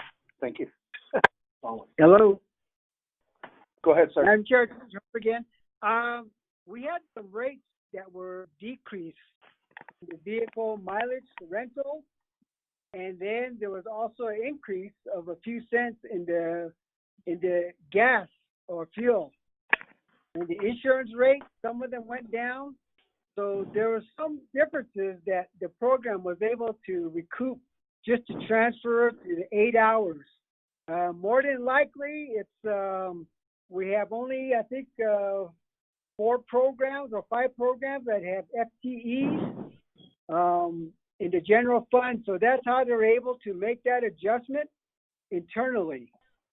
For instance, I think support services, because there's only 4 general fund positions, but they don't have no general fund positions. So the programs that do have general fund positions are able to adjust internally the numbers. As you know, the fringe benefit rate has changed as well. So we have a little bit differences from last year to this year, but we just went with the 2,080 hours as directed by DPM and the Office of Management and Budget. Madam Chair? Thank you for that clarification, Mr. Sosi. Lorraine, did we get Perlene on the line? I called her office, and the assistant was telling me that she was supposed to be on the line, but I just gave her the number. Honorable Adoso? Thank you. Just to look at the Chief Chi's budget there, and as of 6/30/2020, you had about you have about $2.4 million left in the fire department allocation from the sales tax. And this year, I believe the number comes down to $6,500,000. And this difference, this 2,400 that's left in FY 2020, how much is it anticipated to be spent by 2000 by September 30th, 2020? And with that anticipation, how much do you anticipate to be left? And with that, I believe the dollars may be reverted back to the general fund. So I guess the conversation related to this year's is, will everything be spent for the improvements? Because whether you're buying, if you're still buying equipment and out there, I guess we need some information of what type of equipment are you buying again, will be purchased, because the districts out there say they want they need equipment. For instance, I'll go to my community. You have Tuba City Fire Department, which has no land withdrawal in place. And then, that's something that these dollars could be utilized to take care of the land withdrawal issue. Get your art clearances and get your EA clearances, get your botanist survey clearances, get your land survey done, and start the land withdrawal process through the Navajo Nation. You have monies that could actually be utilized for that purpose. And if Tuba City is in that boat, because I know how many other police fire departments are in that same scenario. Let's go to the Loop. There's a fire department there. Is the land withdrawal in place for the fire department? Because as you start to address buildings, capital outlay, future capital outlay, those are the requirements to begin the renovations and so forth. I guess that's something that I guess management should be working on onsen. And I believe when the Tuba City Police Department was going to be built, that was the scenario. There was no official land withdrawal, and I just state. But some things were pulled, and some strings were pulled, and Ashon Police Department, the public safety facility. But I guess with the anticipated amount that's not going to be utilized, is fire department thinking about will be expending the whole amount by the end of September 30th. Thank you.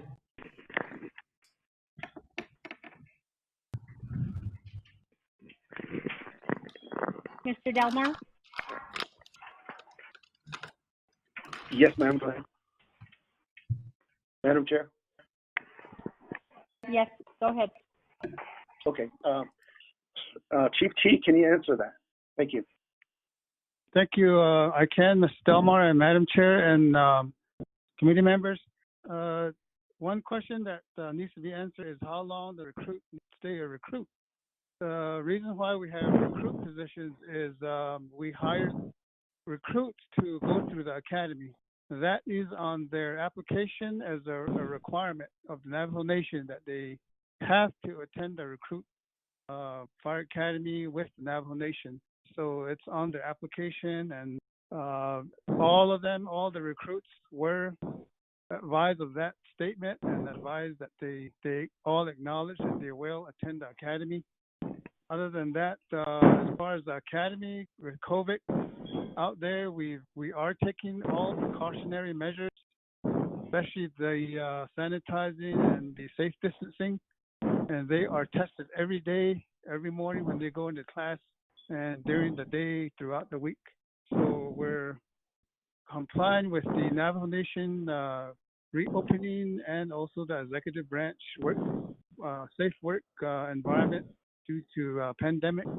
And as far as expenditure, as of last quarter, we're at 92% expenditure. The 2.4 that's mentioned is going to be used up by the end of, hopefully by the end of this month. We are patiently waiting for invoices to be paid.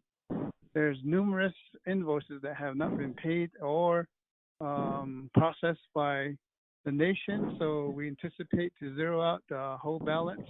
And yes, we do understand we have places in the community that need fire stations. It's not any different from other services under DPS, and it is the process, the amount of time, and the amount of funding that's available to do that. But we currently have the fire stations that we have also need to be upgraded and made so that all facilities are all upgraded to the latest life safety codes and workplace safety. So we're working on that. That's how we projected the fiscal year as you see, and that would be my answer to the budget expenditure and recruit questions. And we have to think about each community. It's different from each region or chapters. Some chapters work directly, some don't. So we have to make that adjustment on our end as well. But we definitely agree that we do need new fire stations, and so it will take more time and more funds, as we know. Mr. Delmar and Madam Chair and committee members. Thank you, Chief. Madam Chair? Thank you for that. I'm trying to look back in last year's budget, Mr. Delmar. On this year's budget, on tab 24, on page 6 of 10, you have money allocated in the amount of, or the request of $72,000 for jet fuel. Can you explain what that is? And I'm looking in last year's budget to see if that was included in last year's budget. I don't recall, and maybe I'm wrong, police department having a jet. Thank you for the question, Madam Chair. Herb, can you answer that, or Chief of Police? Yes, this is Chief Francisco. So thank you for that question. So that, I think you're looking at the unmet needs budget. So we are requesting, and we did this previously with the CARES Act for a helicopter for emergency responses and searches. So that in the unmet needs budget is for the helicopter, along with maintenance hours, pilot. There's a lot of things in there that we're asking for, because I think we just need to move forward. Obviously, it's not something that's needed for everyday operation right now, but it's something we were looking in the future to get, because I think it will really improve our services to the community. We have done a lot of searches in the past few years for missing people, and having our own helicopter, which we can have access to, and also delivering emergency personnel, emergency supplies to rural areas is really something that we need, and we quite often request that resource from our neighboring counties and state police in Arizona and New Mexico, and they're really gracious enough to provide those services to help us, but sometimes they're not available, and there's a limited amount of time, and the travel time from those areas, causes a large delay. So having one available to us is what we are asking for in unmet needs, and that's what the jet fuel is for. It runs on the same fuel as an airplane. So hopefully I answered your question. Thank you. Thank you, Chief. Madam Chair? Thank you for that. So the unmet needs for the Navajo Police Department, you're asking for $29,046,063. And And then criminal investigations is asking for the $1,254,258.11. So we do have the information for Navajo Police Department in here. Can we get Mr. Delmar the unmet needs sheet for criminal investigations as well? Thank you, Madam Chair. Director Henderson, are you back with us? Yes, sir, Director Delmar, Madam Chair. We will forward that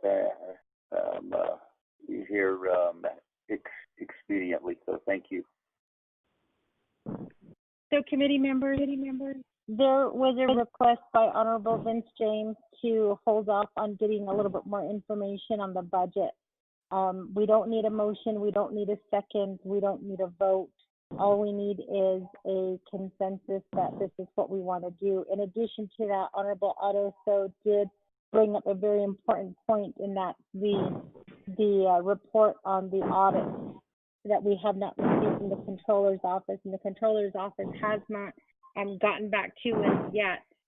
And so, committee members, I just want to ask you, what do we want to do? Honorable Otto so. First of all, with the audit report, I believe Honorable Yellowhair has dropped some sort of legislation to accept the audit or some source, and and that's what I'm speaking to, and I believe it's in the session or in the process, the legislative process. And I'm not too sure when it'll get to council, but that's something that we have to approve before the Navajo Nation approves the comprehensive budget overall. So that's one, and I believe I did bring this concern up at some of the NABI meetings that happened related to as we had a conversation related to the FY 2021 budget with the controller as she did her reports.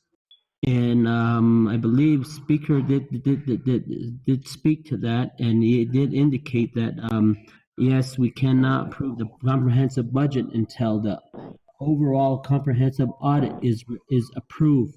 So most likely, if it doesn't come before any type of council session, special session, or so forth, we still cannot approve the comprehensive budget until that audit report is accepted, and that will determine how much of FY19 of the monies were unspent, whether it's through the UUF, it's the general fund dollars, or it's the K counts overall.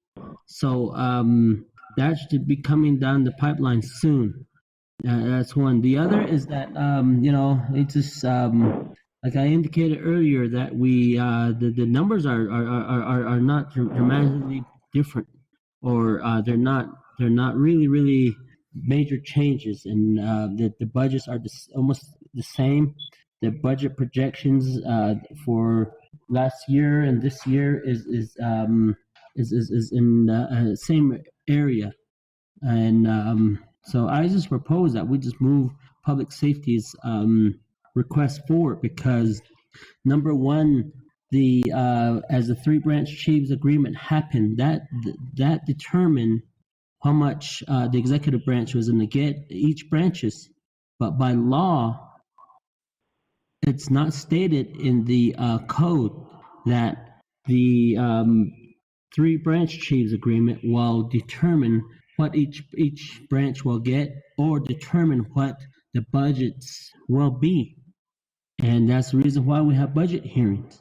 So in this case, the agreement had happened, the three branch chiefs agreed to this, and they walked away with their own piece of the pie there. So what the executive branch is walking away with, I believe, with like 63% of the overall budget. The executive branch determined public safety's amount for the general funds, and like I said, there was no information that was provided to the committee to say we disagree with this. and so forth. So I say that the public safety agrees with what monies were destined and allocated to the police department. And I think we just should move forward and approve this. And then the 638 budget is a normal give. The dollars are still on its way, and when it hits the accounts, the new dollars will be expended based off of the K account documents that we have in this budget.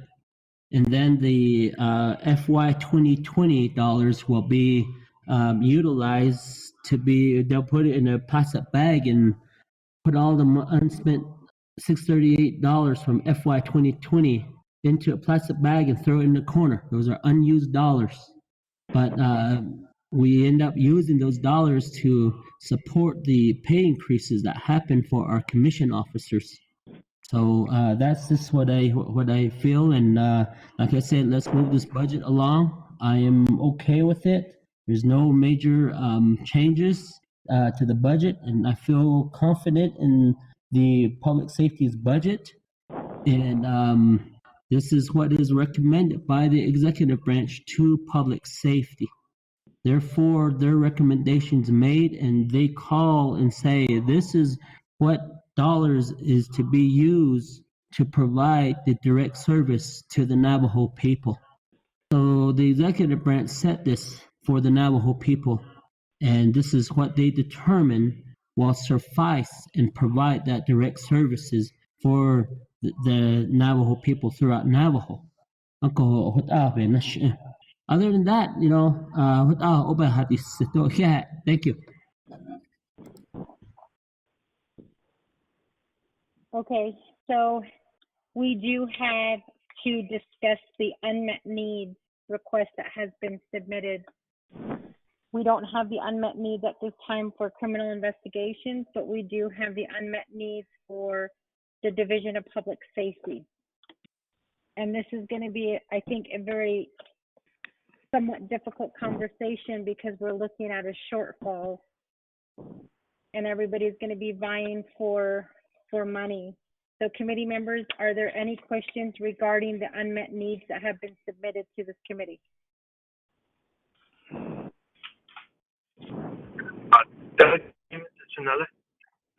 Honorable James?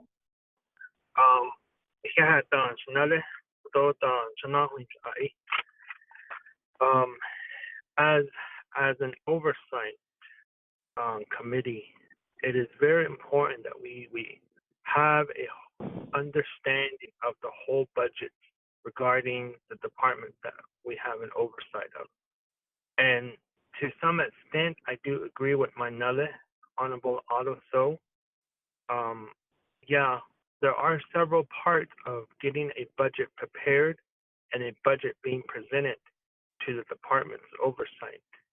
And yes, that one piece has been agreed upon by the three branches chiefs. And at this point, as oversight, we are in the right order of requesting all the different budgets that our department utilize. And based off the BIM booklet that was established for fiscal year 2021, in there it has the guideline, and one of that guideline is the three branch chiefs agreed to the amount. That's been completed. Number two, yes, the budget form 1 has been completed, which I haven't seen yet, but I believe it's been emailed. The budget form 4, yes, it has been detailed out, and we're starting to question those budget forms regarding details of how these general funds will be utilized. On top of that, this was the problem that we ran into, the next one, which is budget form 3. This is what we ran into last year. And that was receiving the listing of positions and assignment by business unit, listing of position personnel that will be funded. We went round and round with different accountants for Division of Public Safety to obtain these forms. Why it's hidden from the Oversight Committee, I really don't know. Why that is not shared with the Oversight Committee is questionable. And we say this because last year we had quite a bit of issues and concerns from our staff, our personnel, boots on the ground staff, saying their pay rate is not comparable to any other entity, public safety throughout the nation or throughout the state of Arizona.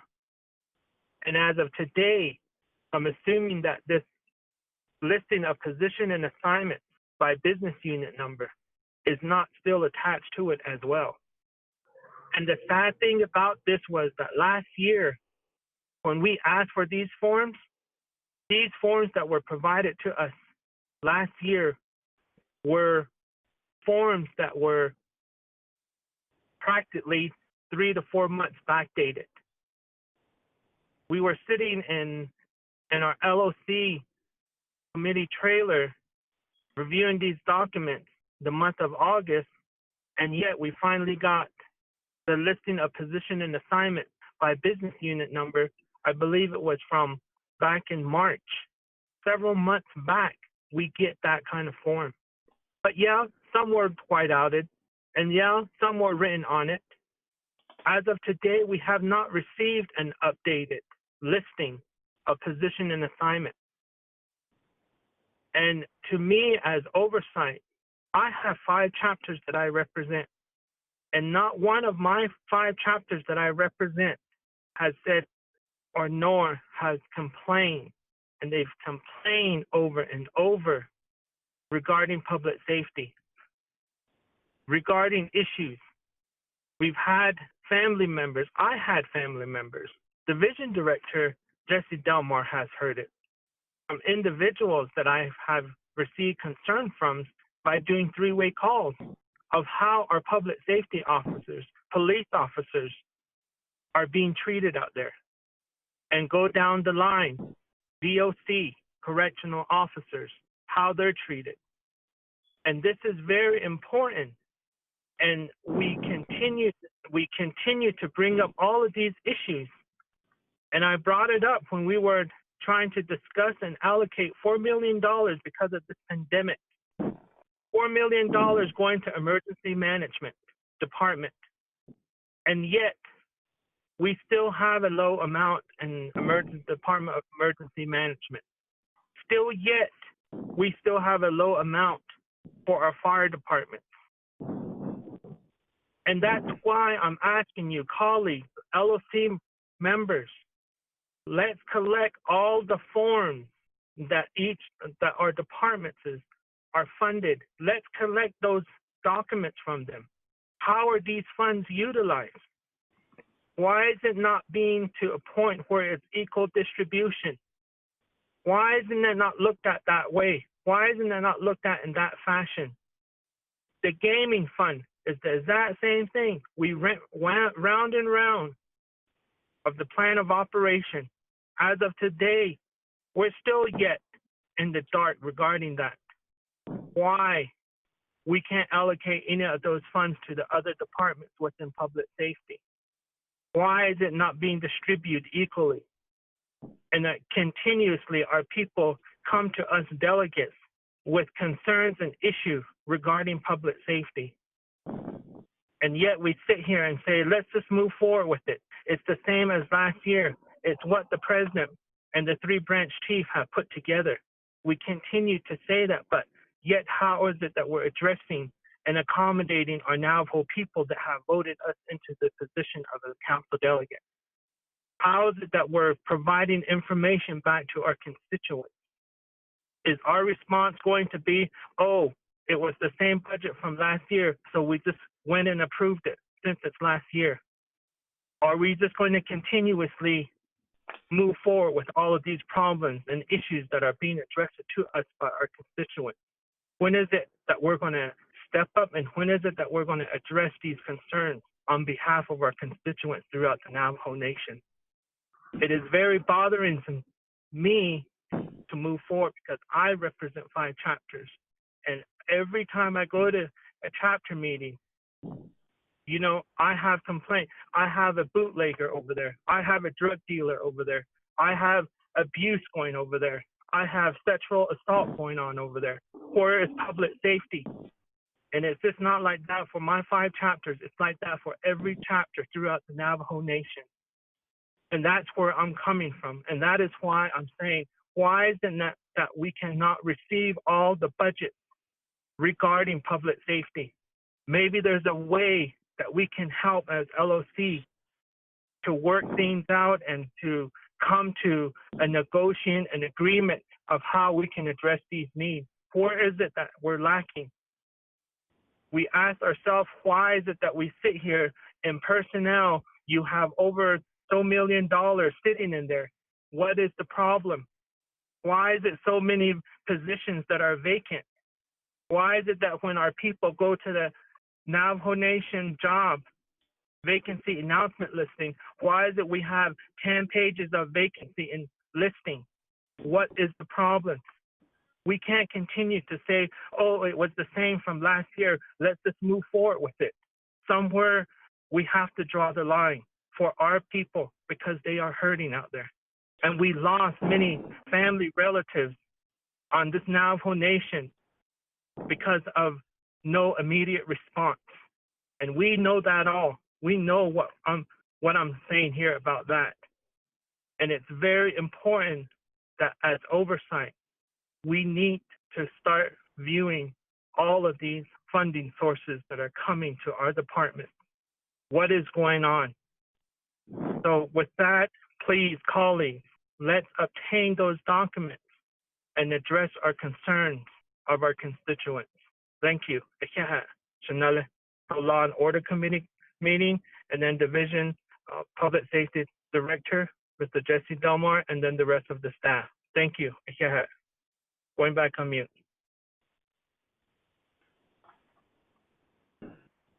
Honorable James. So what I'm going to do is I'm going to go ahead and ask Department of Public Safety to provide all of the budget forms per the BIM booklet. It's for 2021. If you look at page 27 and 28, it does provide some information on the forms that should be completed, and it provides information on how to address the budget forms and including budget amounts. So with that, committee members, we're going to go ahead and it is now 12:04. We can recess for lunch. I believe Lorraine is getting a hold of Department of Justice, who is going to be next with the budget hearing. And then we'll come back to Department of Public Safety on Thursday. Mr. Delmar, if you could provide all of the requested budget forms and information. And again, if you look at the 2021 BIM booklet, it does provide detailed information on the budget forms that need to be submitted. Honorable Ottoso? I guess if it's a consensus, we need to see if it's a consensus. And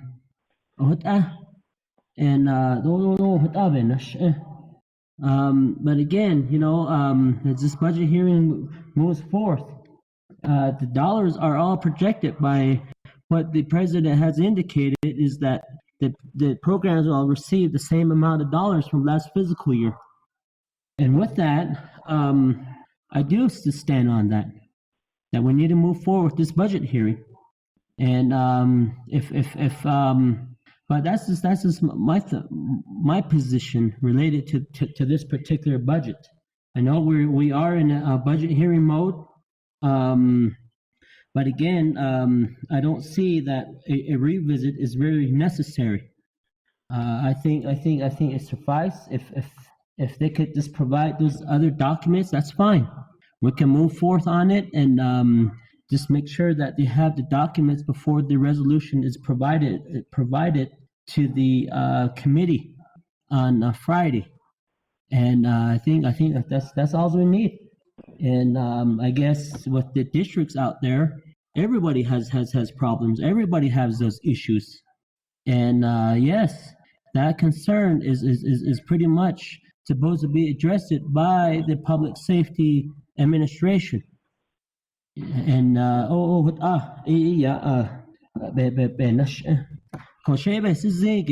to move the budget forward, and I'm okay with the current budget. And the vacancy issues and so forth is probably no one probably hasn't applied for it or whatever.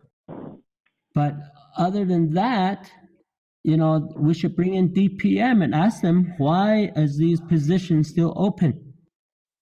Is it the fault of the division director who submits the paperwork to DPM to hire somebody? Is it his fault that no one don't apply for that? So there's positions open out there. If you look into the position, no one's applying. So therefore, I believe that's another matter from DPM. How come no one's applying? Did somebody apply? There was one time that DPM was saying that they reopened that position so many times that no one has applied. So what do you do there? Do you go back and blame the any division director? Say it's your fault. No one applied. And DPM Basala, and I believe that's what the public safety director wanted at one point, was to have its own HR. That way they can do the vetting and hiring themselves. And I believe DPM, when they vet through paperwork and these applicants, they either tell the person they're not qualified or you're overqualified. You don't qualify. But with that, I think as the budget here, we just move forth on it and move on to the next program. Thank you. Okay, so with that, we're just going to go ahead and come back to Department of Public Safety on Thursday when they submit all of their forms. Council delegates do have a fiduciary duty, and that duty is to ensure, in this case, that we have all of the required documents that is being asked for in the Navajo Nation fiscal year 2021 budget instructions manual. And I did state the page that this manual indicates the forms that have to be submitted. So with that, we're going to go ahead, and it is 12:09. I think we're going to go ahead and break for lunch, and Department of Public Safety will call you back on Thursday morning. Will you be prepared by then, Mr. Delmar? Yes, ma'am. Thank you, Mr. Delmar. So with that, committee members, we're going to go ahead and break for lunch. We'll return back in 1 hour at 1:09.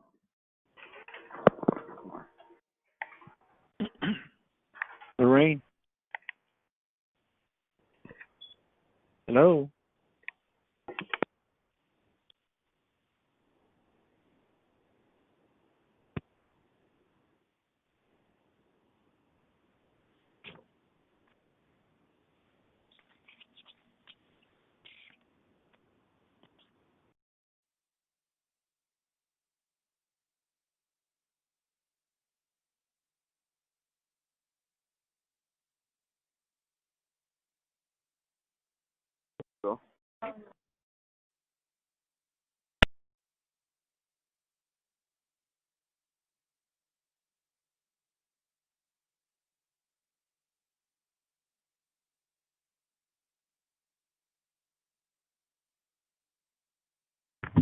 I'm gonna bring this. Hello?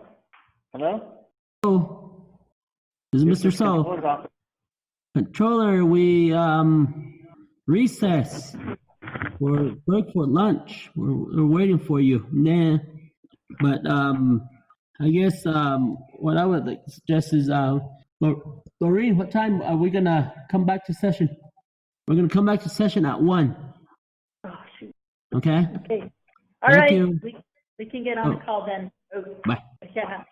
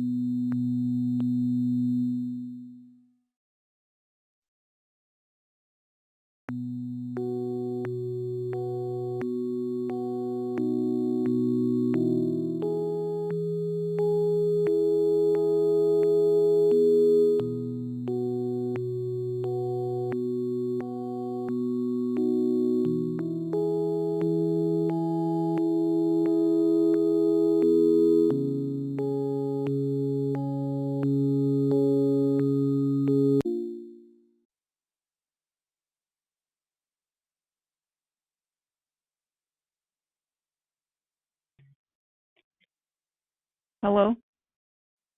Hello? Hi, we're still waiting.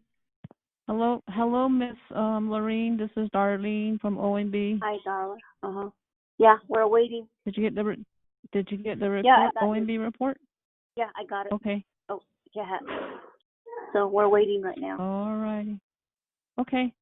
Hang in there. Okay. So DOJ is first up. Hello? Hello? Hello. We're almost starting. This is Angela Bitoy, Labor Commission. Okay. Thank you. Oh, just hang in there. We're Thank you. almost starting back up. Okay. Okay.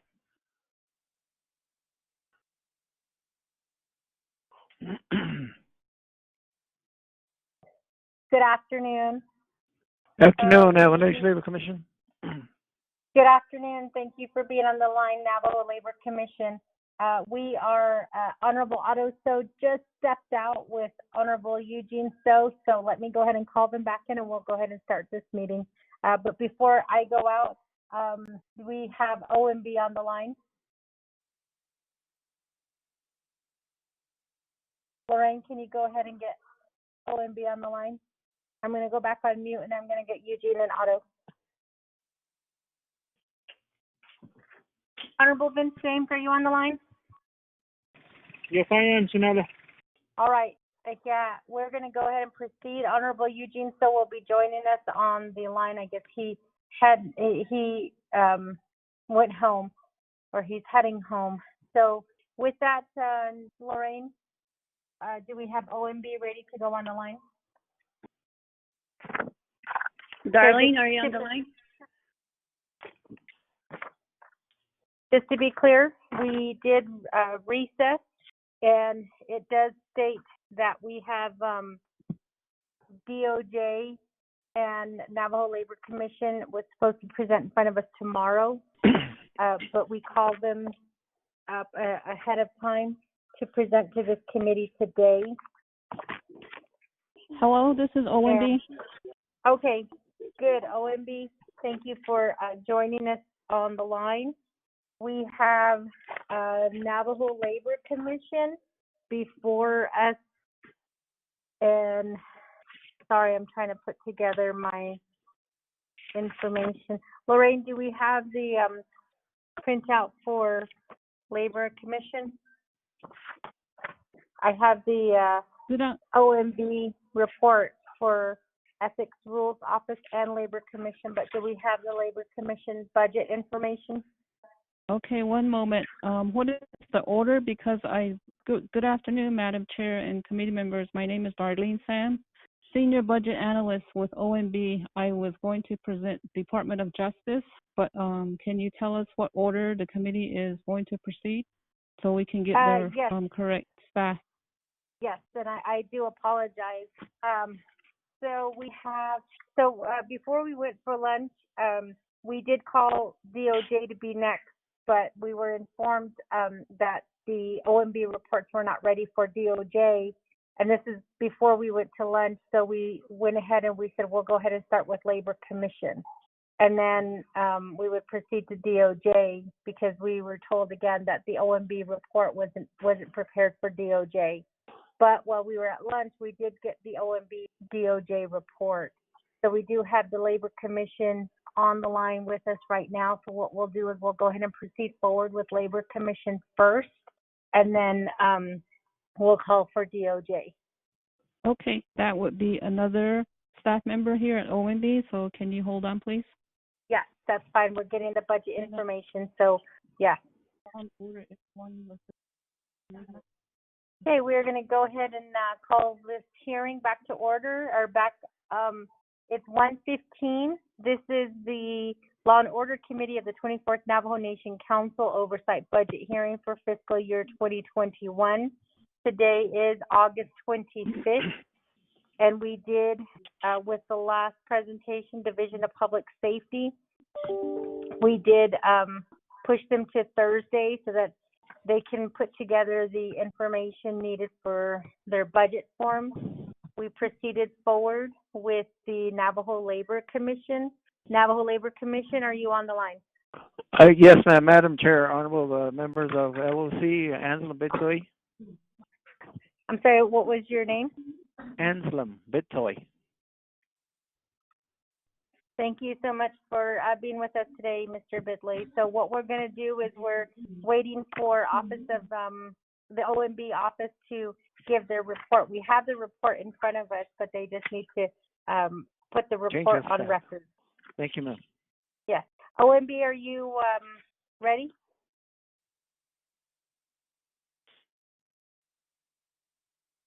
OMB?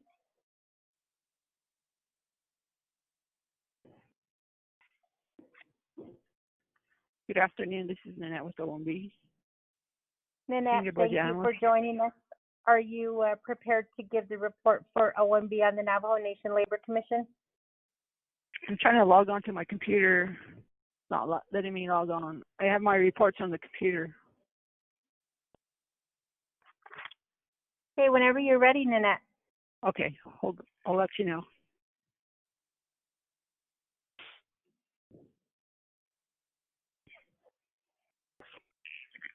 Hold on, I'm still trying to log in. Won't let me log in.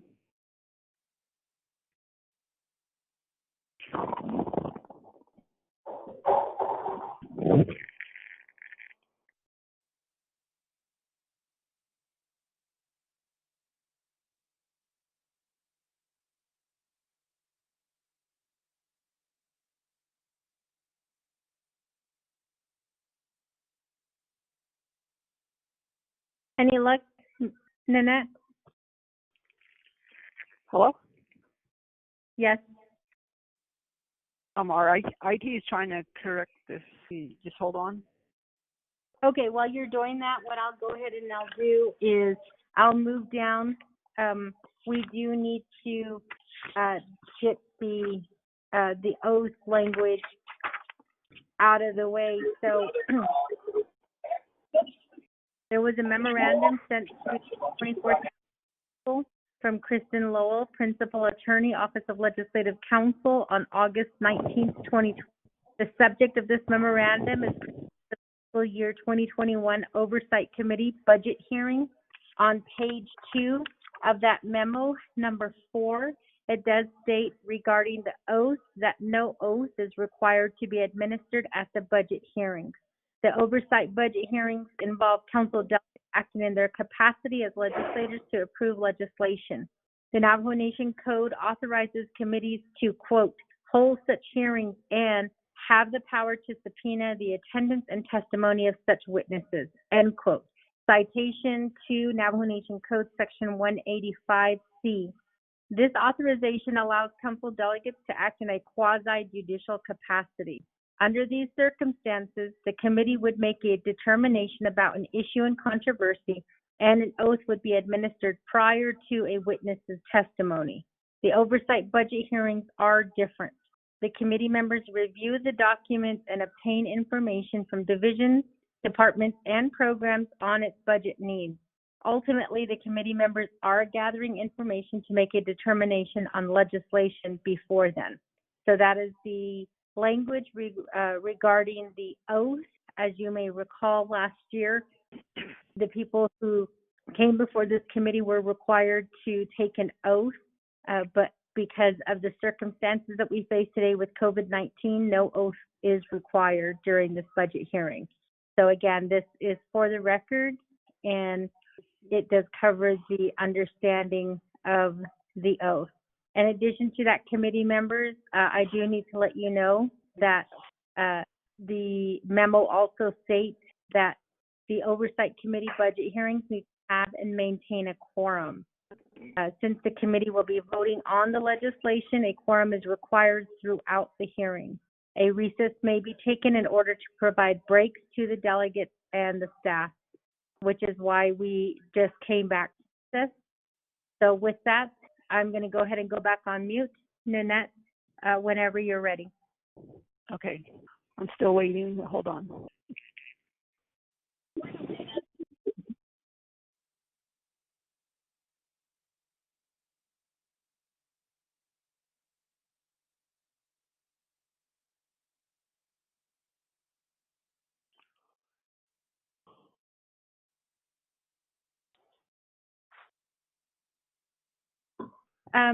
Miss Francisco, I think what we're going to do is we're just going to go ahead and go to DOJ. I do apologize, Labor Commission. We do need OMB's report, but if Nanette's computer is not opening, I don't know how long it's going to be. So we're going to go ahead and call Department of Justice. Are they ready? Lorraine? They're going to be right back on.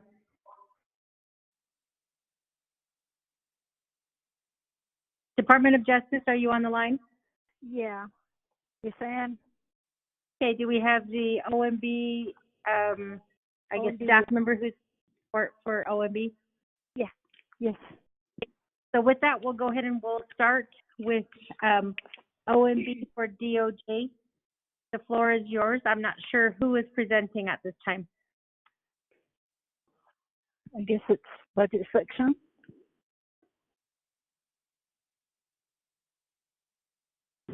Well, I'm on mute. Excuse me. This is Darlene Sam from OMB. Can you hear me? Go ahead, Ms. Sam. Okay. Yes, we can. Good afternoon, Madam Chair. Good afternoon, Madam Chair, members of the Law and Order Committee. The OMB report for Department of Justice. We go to the table of contents. You have letter A, which is the FY 2021 Fund Type Budget Summary.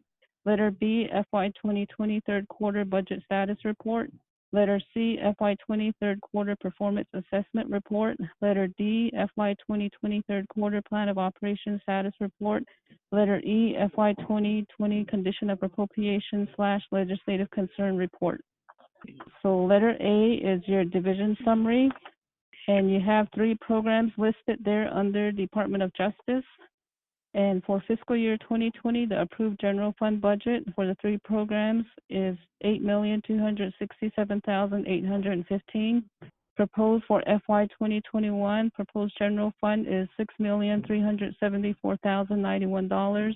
Indirect cost of $1,893,724. And special revenue external funds, $2,120,014. For a total recommended budget of $10,387,829. And then going to the B, the third quarter budget status report. Are we all there? We have the budget status report as of third quarter ending June 30th, 2020 for Department of Justice. The 3 programs listed there, the original budget was $8,367,815. The revised budget is $9,085,151.31. Actual expenditures, $5,030,724.53. Encumbrance of $55,000. Hello? We're here. We can hear you. Okay, encumbrance $55,943.72. Budget available is $3,998,483.06. And you'll notice the notes on the bottom, 1 asterisk indicating under expenditure of 65% or less, and 2 asterisk represents over expenditure of 85% or more.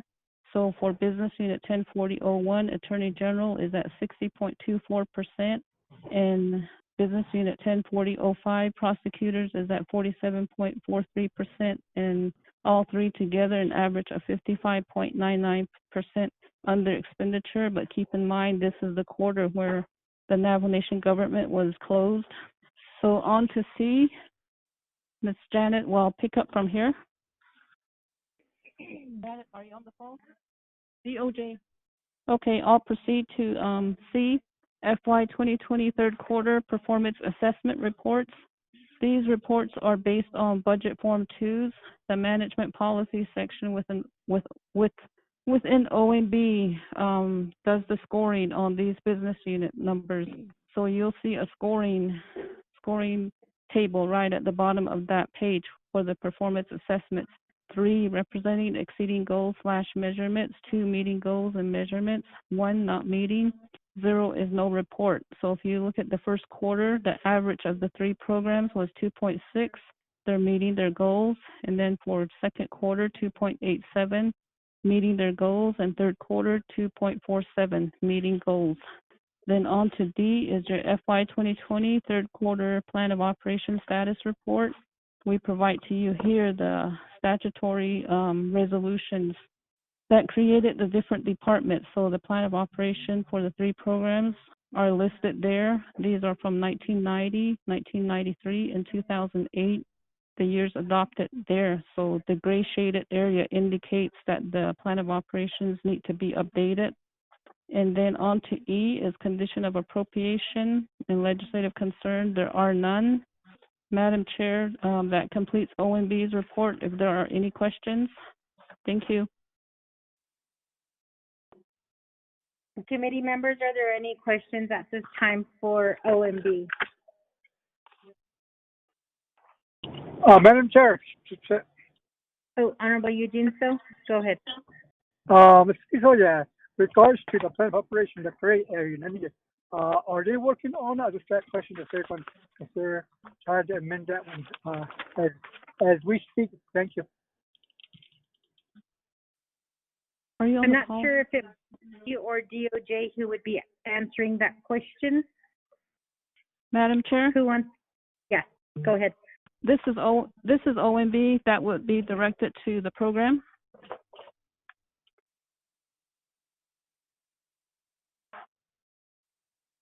DOJ, are you on the line?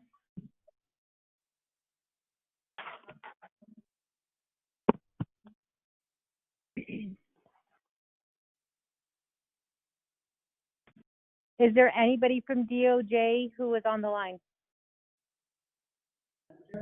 Honorable Otto.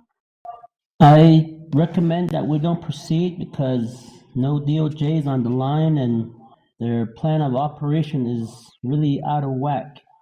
And that goes for the 3 areas: the Department of Justice, Attorney General's Office, Navajo Hopi Legal Services, and Navajo Office of the Navajo Nation Prosecutors. Till we get some answers, I guess let's just put it on hold. Thank you.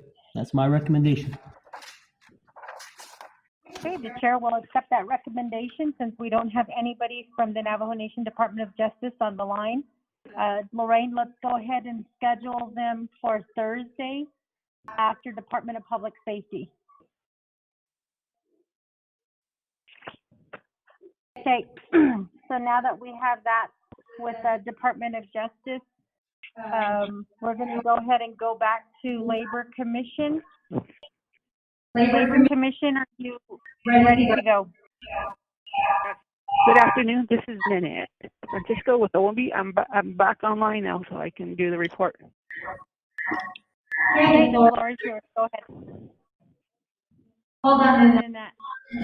Committee members, just so we are clear, we are going to go ahead and move the Department of Justice presentation to Thursday.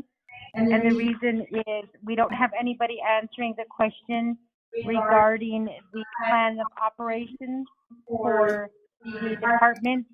And we did call upon DOJ and nobody answered. And we can't proceed forward if they're not on the line. So that is the reason why we're going to go ahead and push this hearing to Thursday after Department of Public Safety. So with that, committee members, are there any questions or comments before we proceed on to the Labor Commission? One more item. Honorable Otto.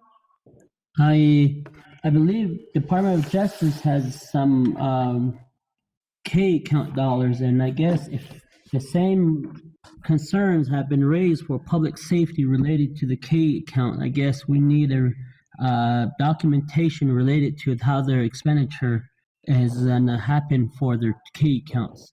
I know they get some federal dollars, grant dollars, and so external grant dollars, such as in the prosecutor's office, and where else has external dollars.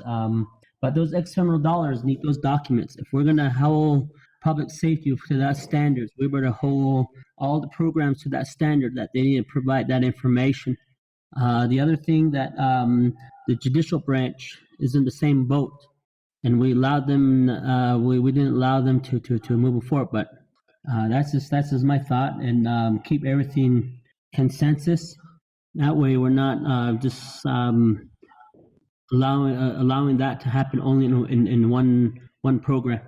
So this, if Department of Justice gets has some K account revenue funds, I guess the information related to the K account on how they're utilizing it, the budget forms, the additional form that's required for the external documents. I guess that's what Mr. Honorable James has raised with public safety. So let's raise the same concern for the Department of Justice. Thank you.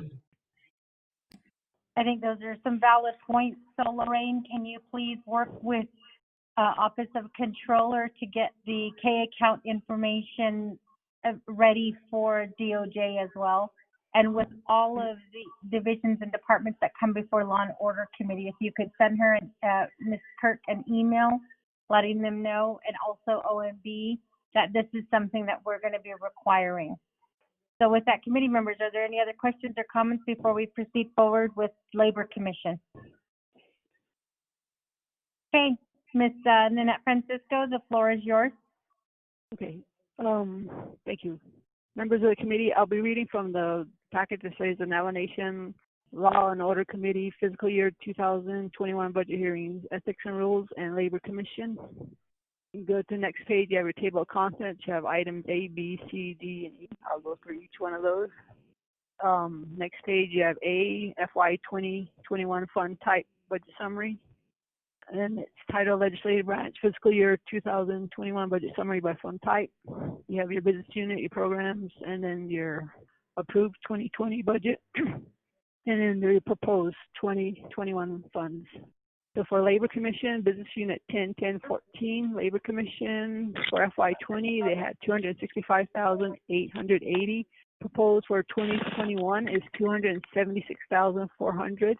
Indirect cost is 29,773, giving you a total of 306,173. Would you like me to read ethics too, or hold on that one? Just the Labor Commission stuff?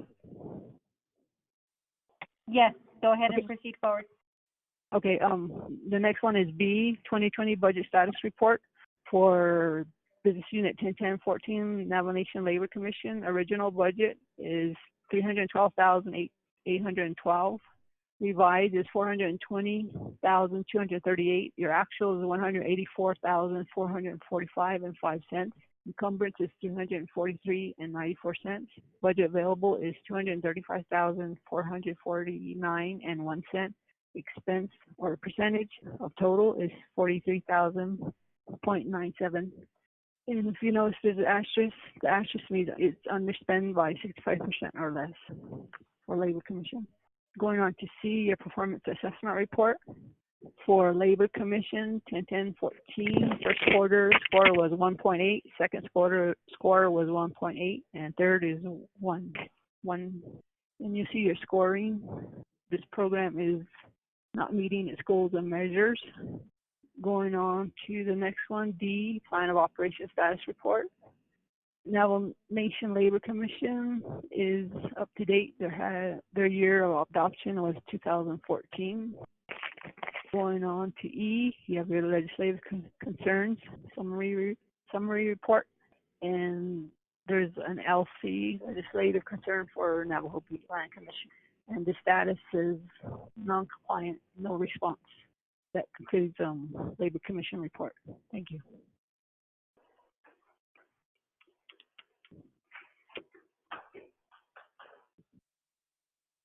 Thank you for that, Ms. Francisco. Okay, committee members, are there any questions or comments at this time for OMB?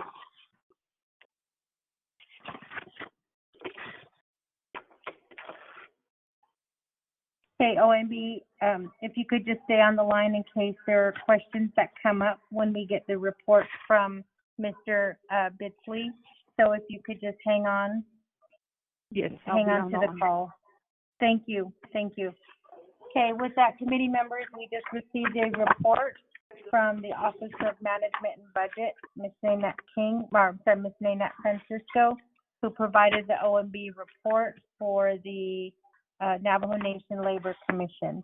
So we'll go ahead and move on to the Navajo Nation Labor Commission. The presenter that we currently have on the call is Mr. Anselm Bitsley.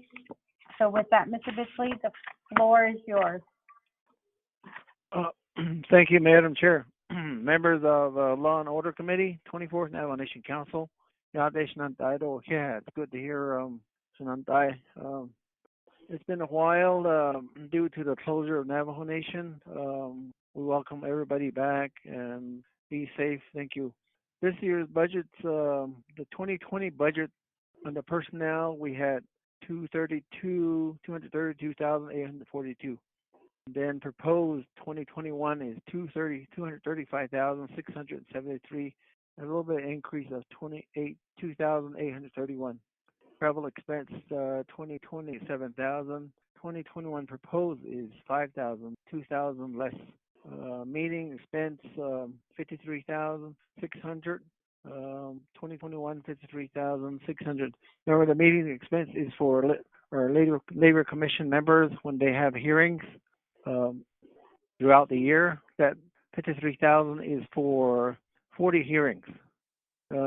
Supply 6,500. 2021 proposed is $3,082. Lease and rental is 1,000. 221 proposed is 1,000. Communication utilities 4,140 for 2020. 3,000 for 2021. Repairs and maintenance 2020 budget 3,500. Proposed is 1,500. Special transaction 4,230. Proposed 2021 3,318. The difference between from last year and proposed is we earned a minus of 6,639. And as you all aware, Shanantai, our OMB read our performance, and that was totally due to the closure of Navajo Nation since This conference has March reached its maximum duration and will end in 1 minute. And part of Mr. our Bitsley, I'm sorry, I have to interrupt you. I think we got a message saying that this phone call is going to end in 1 minute, that it's reached its maximum duration, which I don't understand because we've only been on the phone for 38 minutes. So before it hangs up on this, I'm going to ask everybody to hang up, wait 1 minute, and then call back into this line. I do apologize, Mr. Bitsley, but it's going to hang up on us regardless of whether we keep going or not. So I apologize if everybody could hang up. Yes. Okay. Hello. Labor Commission. On. Okay, great. Let me make sure that we do have all of our delegates on the line. Honorable Vince James, Honorable Otto So.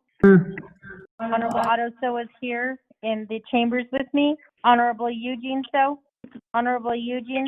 Okay, we got to wait for Honorable Vince James or Honorable Eugene So to call back in. So I'm going to go back on mute, but I'm here. Hello. Honorable Vince James. I'm here. Honorable Eugene So, is that you? Oh, we went off.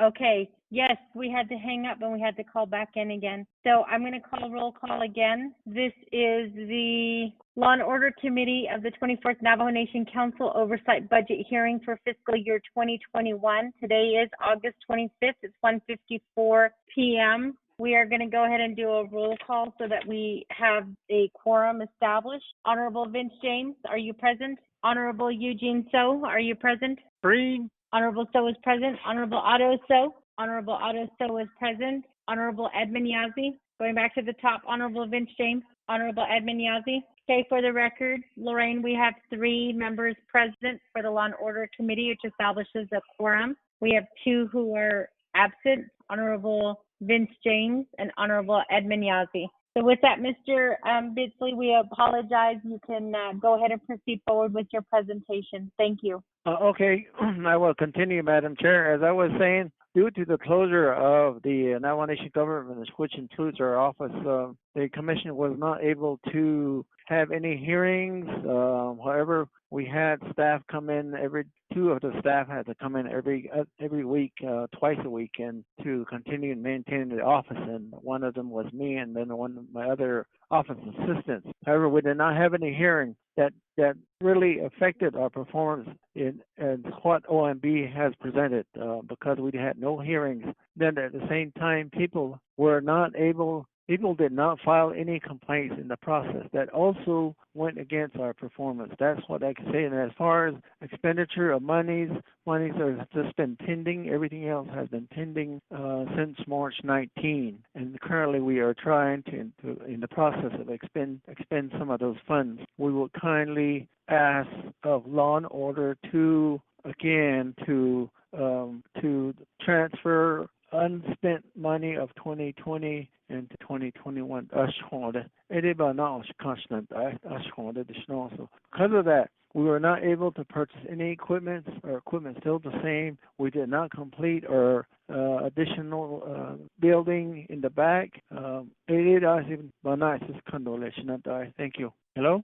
Oh, we're here. Thank you for that presentation. Committee members, we do have the information from OMB, and we also have the budget summary for Navajo Nation Labor Commission. I do not see any information on K accounts. Mr. Bitsley, does the Navajo Nation Labor Commission receive any external funds? No, ma'am. The only thing we have is general funds and IDC, indirect costs. Thank you. I just needed to get that information on the record. Committee members, are there any questions right now for Navajo Nation Labor Commission? I just have a statement. Honorable Aruso. I believe this Office of the Labor Commission, this budget was proposed from the Speaker's office. And I believe if the Speaker has determined this to be the amount that Labor Commission will be receiving, I do recommend that. And again, also with the carryover, I believe Mr. Enslim is the first program that requested carryovers, and he is right related to the issue of these hearings during the time of COVID, and when everything sort of lightens up, I believe it's gonna continue to people will continue to file as the COVID starts to when the curve is flattening out. But I do support requesting that Enslim's program, the Navajo Nation Labor Commission's carryover, to be granted. He did request for it, so that's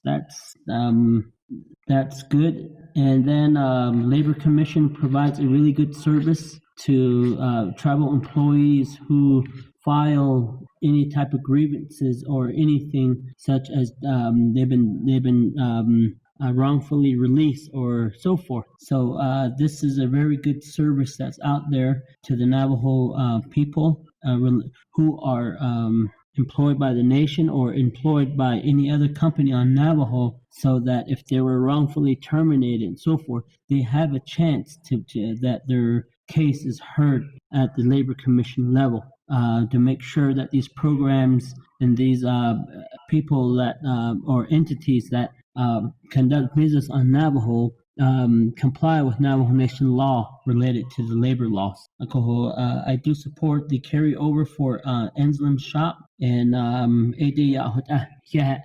Thank you, Honorable Aruso. Committee members, are there any other questions or comments? Honorable Aruso. The other thing, maybe Ledge Council can draft up language to get this language ready for Friday's legislation for this Labor's Commission. That way we can entertain the amendment inside the legislation for Office of Labor Commission. And the reason why I say that I support the carryovers is that the hearings out there that they conduct, they're out in the field, and they didn't have any hearings. So therefore, I believe they should continue to conduct hearings with the amount of dollars that they have left over relating to their meetings or to their program carryovers. That way they have your resources. So in FY 2020, I don't know what the total amount is that's unexpended by what that number will be by September 30th. But let's authorize the carryover for this program. That's my position. Thank you. Mr. Haven, can you start working on that draft language that Honorable Otto So is talking about? Yes, we can go ahead and get started on that. Thank you very much. Thank you, Mr. Haven. So, committee members, are there any other questions or comments at this time for Navajo Nation Labor Commission? Since there are no questions at this time, Labor Commission, I just have to ask, I went through your budget forms and I didn't, maybe I overlooked it, but I didn't see anything in here for your unmet needs. Are you going to be including anything on that? We can start working on the appropriate forms, ma'am.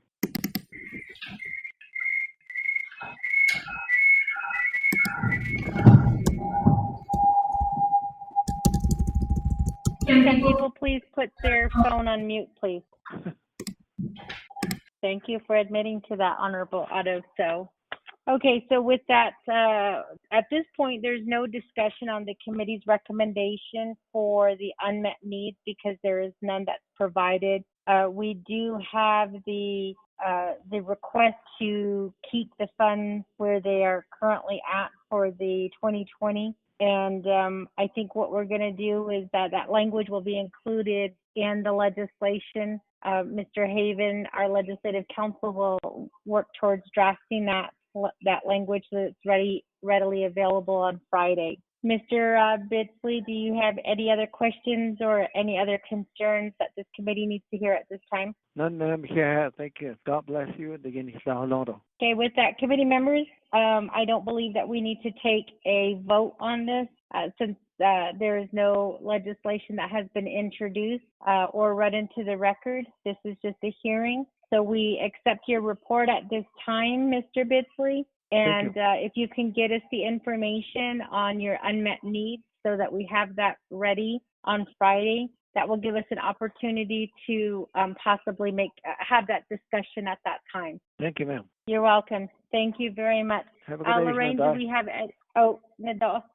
Lorraine, do we have anybody else who is ready to present before this committee? I think Ethics and Rules is ready. Candace, are you on the line? Yes. Hello, I'm here. Okay, Candace Martin from Ethics and Rules is on the line, Madam Chair. Committee members, just to be clear, the Ethics and Rules Office and the Labor Commission, their report from OMB was combined. So we're going to go ahead, and I believe it was Ms. Nanette Francisco who provided the report from Labor Commission. Ms. Francisco, are you going to be providing the report for Ethics and Rules Office as well? Yes. Okay, with that, committee members, we do have the Office of Management and Budget, Ms. Nanette Francisco, who will be presenting the report from the OMB office. Ms. Nanette Francisco, go ahead. Okay, we're going to use the same report as Labor Commission. You have your table of contents, and then we'll go to the fiscal year 2021 fund type summary. For Business Unit 101020 Ethics and Rules Office, for FY20, approved budget was $481,820. Proposed for 2021, general funds is $541,394. And direct cost is $76,511. There's no proprietary, no fiduciary, no special revenue internal, no special revenue external. Your total is $617,905. Going to the next report is your budget status report for Business Unit 101020 Ethics and Rules. Your original budget is $617,015. Revised is $677,341.78. Your actual is $274,989.29. Encumbrances $20,747. Budget available is $381,605.49. The percentage is 43.66, and there's an asterisk, meaning they're underexpending by 5% or less. Going on to C, you have your 2020 performance assessment report for Business Unit 101020 Ethics and Rules Office. First quarter is 1.86 second quarter is 2.2, third quarter is 1.8. And according to the scoring, this program is not meeting their goals. Going to the next item D, their plan of operations status report for 10-10-20 ethics and rules. They're up to date. Their plan of operation was adopted was 2013. Going on to E, your legislative concerns. There is none for ethics and rules. That completes the report, Madam Chair. Thank you, Ms. Francisco. Committee members, are there any questions at this time for OMB? Honorable Otto So. I don't have the OMB report, but maybe OMB is on the line. Is the plan of operation up to date at this time? Hold on. And Tina, they have a question on the plan of operations for ethics and rules. Can you answer that? I'm sorry, can you repeat your question, please? Is the plan of operation for ethics and rules up to date, current? Yes. It's Okay, thank you. Okay, committee members, are there any other questions at this time for OMB? Okay, so with that, OMB, if you could just stay on the line, we're going to allow the Navajo Nation Ethics and Rules Office Director Candace Martin to present information to this body regarding their budget. We may have questions that would require OMB to answer. So if you could just stay on the line. Yes, we'll be on the line. Thank you, Ms. Francisco. With that, do we have a representative of the Navajo Nation Ethics and Rules Office ready and available to provide information to this body on their budget? Yes, Madam Chair, Candace Martin, the Executive Director for Ethics and Rules Office. Okay, thank you, Ms. Martin, for joining us today. If you want to go ahead and proceed. Yes, thank you, Madam Chair and members of the committee. As you've seen the budget that we've provided and that OMB has somewhat summarized, we original budget for 2020 was at an amount of $617,015. This year, our proposed budget is $617,905. The biggest change that we're looking at this year regarding our budget is personnel. A lot of our operating costs were cut to try to cover what the personnel that we have. We have a staff of 8, and this, I would say, the second quarter, I went through the process of having staff, the investigative positions and the presenting officer position reclassified. When I came to this office, I did an assessment and review of the positions, and it was pretty clear that these positions were not being paid at the level as other similar positions within the Navajo government. Therefore, I went through the process of having them reclassified. We have 2 current positions that Ms. are Martin? vacant. Yes. I do apologize for interrupting you, but we have not received the budget yet. Did you drop it off or did you email it to the committee? I believe it was given to the committee, yes. Office of Legislative Services was the one that was providing the budget report. I do apologize, Ms. Martin. We have Lorraine Spencer who's going through all of the documents that have been printed or dropped off with the office of with the delegate's office. We don't seem to have it, and I'm going through my email and I don't see anything from your office. So did you guys send it via email or did you make copies and drop them off? I believe that was sent through email. Let me see if I can locate it. Yes, thank you. Committee members, we are still waiting for the report. Madam Chair, this is Candace again. I just now emailed it to Laureen. I don't know what happened. I understood that it was sent to the committee already. Okay. So what we'll go ahead and do, committee members, is let's go ahead and take a 15-minute break. Lorraine is going to have to get those printed and ready for us. I apologize, Ms. Martin, but we did not get that email, nor did we get copies of the budget, and we can't proceed forward without the budget. So again, committee members, I'm going to go ahead and call a 15-minute recess at this time. It is now 2:18, so we'll return back in 15 minutes. Thank you. We can hang up. I'm back on. We are on the line. Hello? We're here. I'm here. Okay, we're going to go ahead and it is now 2:33. We went into recess at 2:18, so we are back from our recess. I did call a 15-minute recess to allow Lorraine to print out the budget summary for Ethics and Rules Office. Before we proceed, I'm going to go ahead and make sure we have a quorum present. So I'm going to do a roll call very quickly. This is the Law and Order Committee of the 24th Navajo Nation Council Oversight Budget Hearing for the fiscal year 2021. It is August 25th. It is now 2:34 p.m. Honorable Vince James, are you present? Delegate James present. Honorable James is present. Honorable Eugene So, are you present? Honorable Eugene So is present. Honorable Otto So, are you present? Here. Honorable Otto So is present. Honorable Edmund Yazi, are you present? Honorable Edmund Yazi, are you present? Okay, with that, we do have 4 members of the Law and Order Committee who are present. We do have a quorum. Lorraine, thank you for the printing out the budget forms for us. Lorraine, did you send that to Honorable Vince James and also Honorable Eugene So as well? Okay, great. So we'll go ahead and, Ms. Martine, I do apologize for interrupting your presentation. We're going to go ahead and hand the floor back over to you. Ms. Martine. Thank you, Madam Chair. Yes, thank you, Madam Chair. And I do apologize again about the copies of the budget. So I'll start over again from the beginning regarding our budget. Initially, from the 2020, our budget was at $1,617,015, and our proposed budget for 2021 is $1,617,905. There is a slight increase, but if you look at the various account business unit numbers, we've actually are proposing to decrease amounts in some of the operating because we're moving a lot of the operating into our personnel.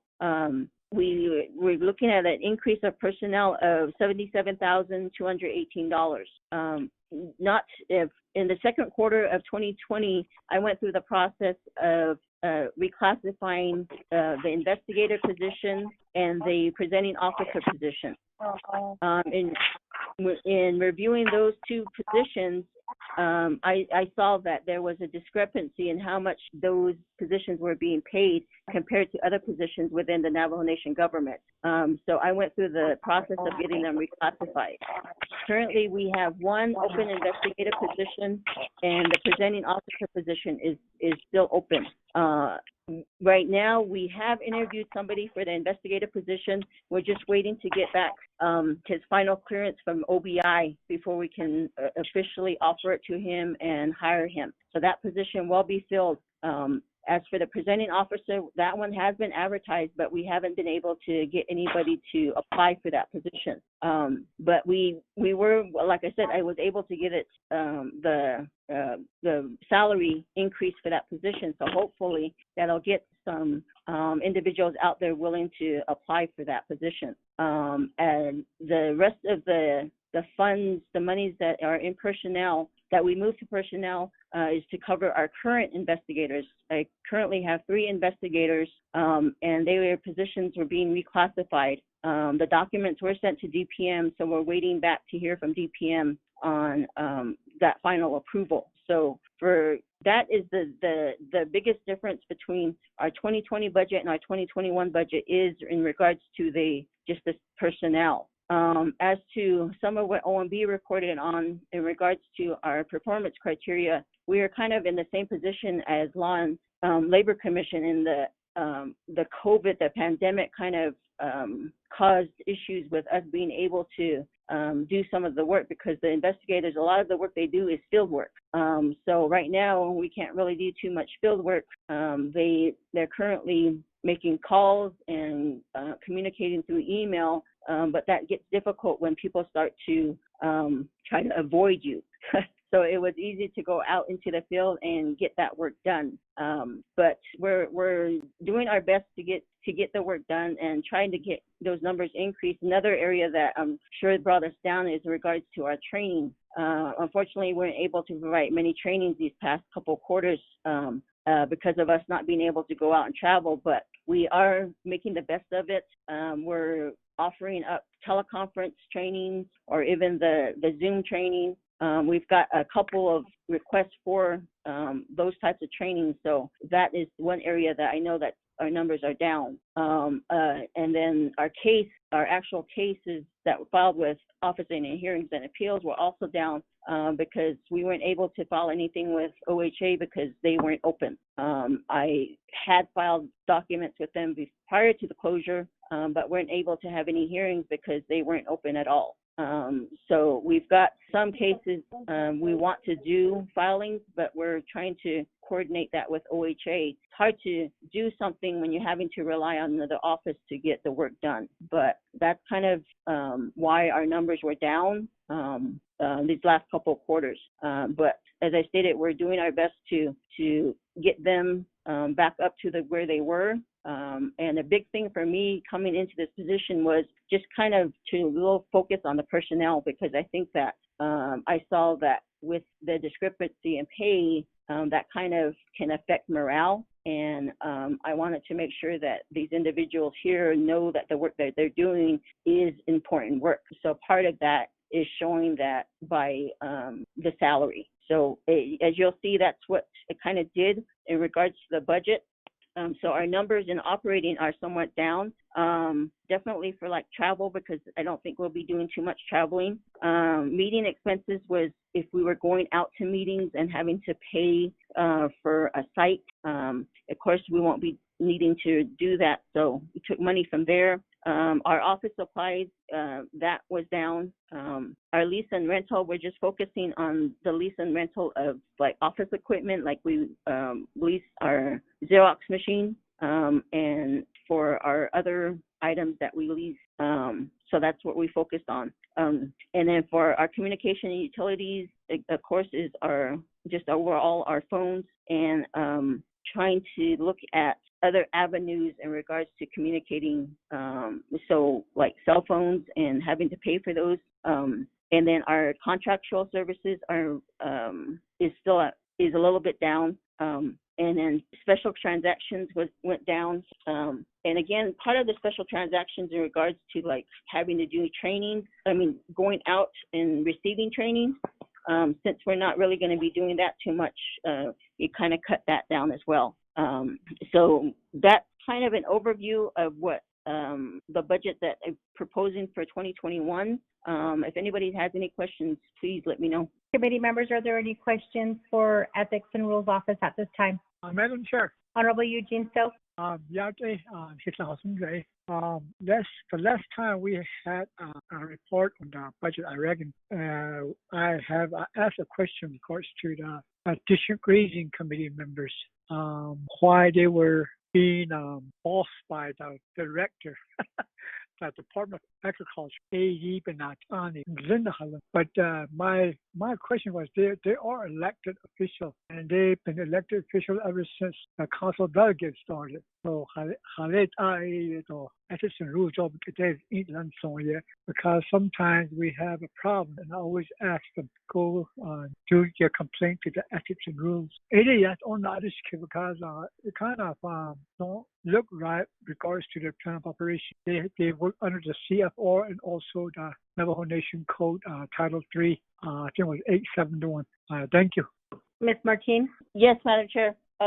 I thank you for your question, Delegate. So our office is able to, well, I guess what we say is we have jurisdiction over all elected officials as well as Navajo Nation employees.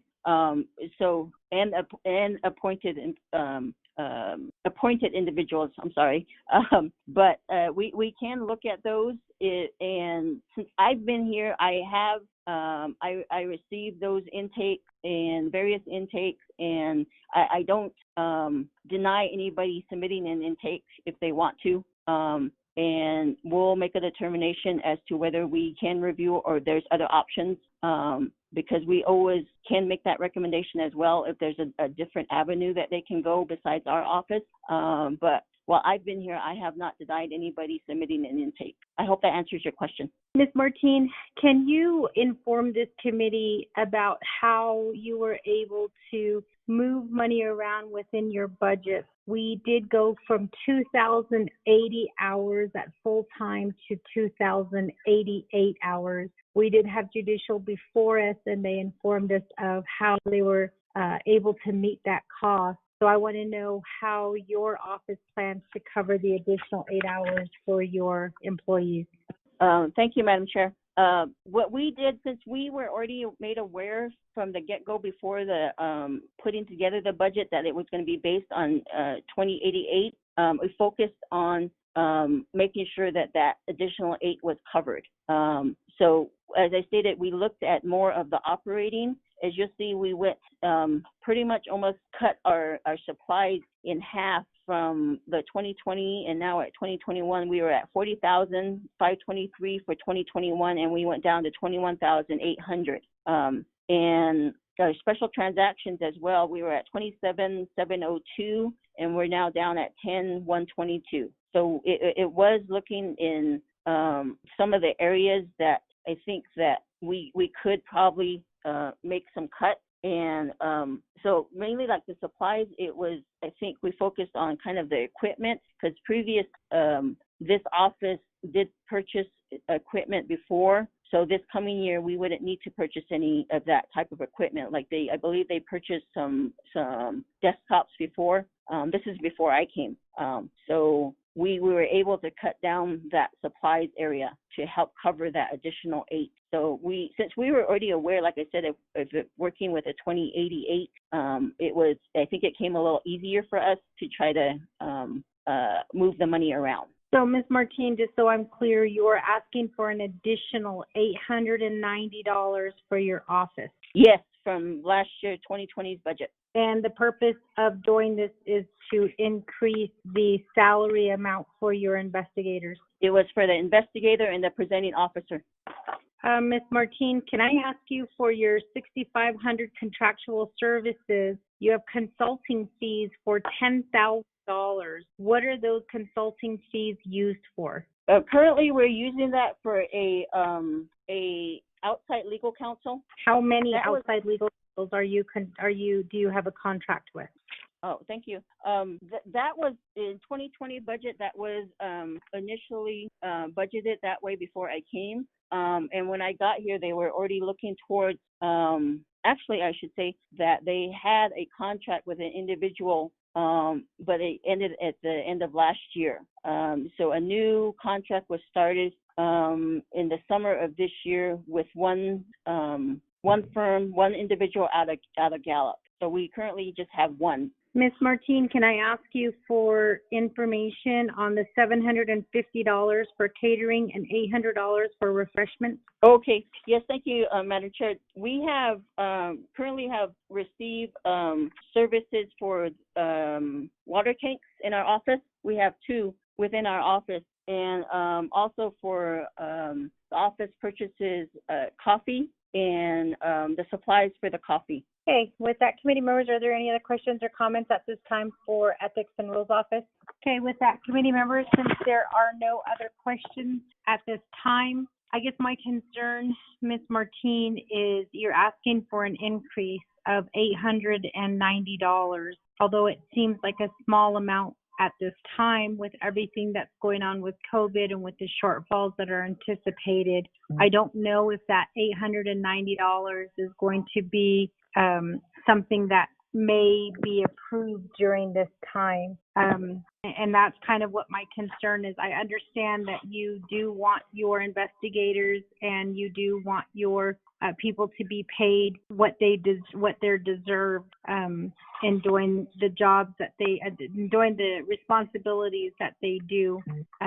Was this? I know that Honorable Otto has been talking about this all day, and also with other divisions and departments. Is that there was a 3-chief branch agreement or 3-branch chiefs agreement on how much money would be allocated to each branch. So with the $890, that's going to shift around some of the monies from the other divisions and departments.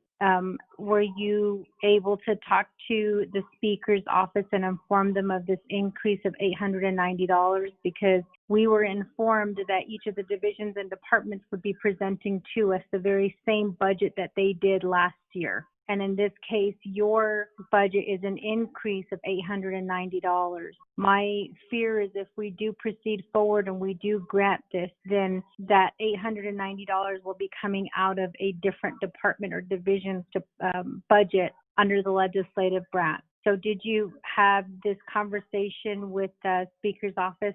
Madam Chair, we work with the Office of Legislative Services in regards to putting together our budget, and we were informed about the amount that we should be working with, and so this was presented to Speaker's office and was signed by the Speaker's office as acceptable, and we did work within what we were provided through that office. Thank you. Ms. Martine, I also need to remind you that this committee has not received your conflicts plan. I believe that we've had this conversation before, and to date, I was just informed that we still have not received that conflict plan. So can you provide this committee a timeline on when you plan to present or when you plan to submit that conflict plan to this committee? Madam Chair, I respectfully, I haven't received anything in writing that was requested from your committee. This is the first I'm hearing that you, Madam Chair, your committee was requesting that of me. Ms. Martine, I believe that during the Law and Order Committee meeting, we did make that request of you. I believe it was the very first committee meeting that you came and you introduced yourself. We can go back onto the record, and we can go back and look into the record, but that request was made of you. Your supervisor, Mr. Platero, has been aware of this, and the Speaker's office is also aware of this as well. Madam Chair, that probably would help because I haven't appeared before you yet. This is actually the first time I'm appearing before the Law and Order Committee. But I'm willing to. I actually have a draft of a plan that was requested by the Chief Legislative Counsel. It has been provided to her for review, and I have not received a response back on her comments regarding it. Well, Ms. Martine, that was who we were working with the Chief Legislative Counsel. I guess I'm a little bit taken back as to your answer as far as that you didn't know anything about this. I think we had discussed this, and I believe there was a letter that was written to you by Rodriguez Morris that was sent to you. It was a letter that I signed on behalf of the committee. And the last conversation we did have with Speaker's office, they were aware of the request made by the Law and Order Committee. And Speaker's office did inform us that he thought that you had already submitted the conflict plan. And so I'm a little bit surprised that that this hasn't been submitted yet. But if you do require an official letter, again, we can send you another letter. But I'm positive that Mr. Morris did send that letter when he was representing the Law and Order Committee before he transferred to the Elections Office. But I am texting Dana now to find out if we did receive a conflicts plan, because the last update that we received was that nothing had been submitted from you or nothing had been submitted on behalf. So with that, committee members, are there any other questions for Ms. Martine at this time? Okay, if there's no other questions, we'll go ahead and move forward. OMB, thank you for being on the line. Ms. Francisco, thank you for staying on the line while we get more information on the budget summary for ethics and rules. So with that, committee members, that we are done with ethics and rules at this time, and we're going to go ahead and one last question, Ms. Martine, just for clarification, and I'm looking at the summary, your budget summary, but I do just need you to state it on the record. Do you receive any external funds? No, we don't. We just receive general funds and IDC funds. Okay, thank you for that. Ms. Martine, we appreciate your time, and the committee doesn't have any other questions for you, so I think you are excused at this time. Thank you. Thank you, Madam Chair. Thank you, committee. Lorraine, do we have anybody else on the line ready to go? Madam Chair, I'm not too sure if Office of Navajo Public Defender and the Office of Hearing Appeals are on the line. But I told them to be on standby this afternoon, Madam Chair. Okay. Do we have the Navajo Public Defender's office on the line for Office Hearing and Appeals? second call for Office of Hearing and Appeals or Navajo Public Defender. Okay, final call for Office of Hearing and Appeals and Navajo Public Defender. Okay, since we don't have neither of these offices ready to go, Lorraine, can you go ahead and make sure that they are ready to go tomorrow morning at 9 o'clock? Okay, with that, committee members, we don't have anybody else who is ready to go for today. I believe that we have a few more departments and offices. Lorraine, can you tell us which offices and departments will be scheduled for tomorrow? Madam Chair, we only have 2 more left. Those are the one that you just mentioned a while ago is the Office of Public Defender and also Office of Hearing and Appeals.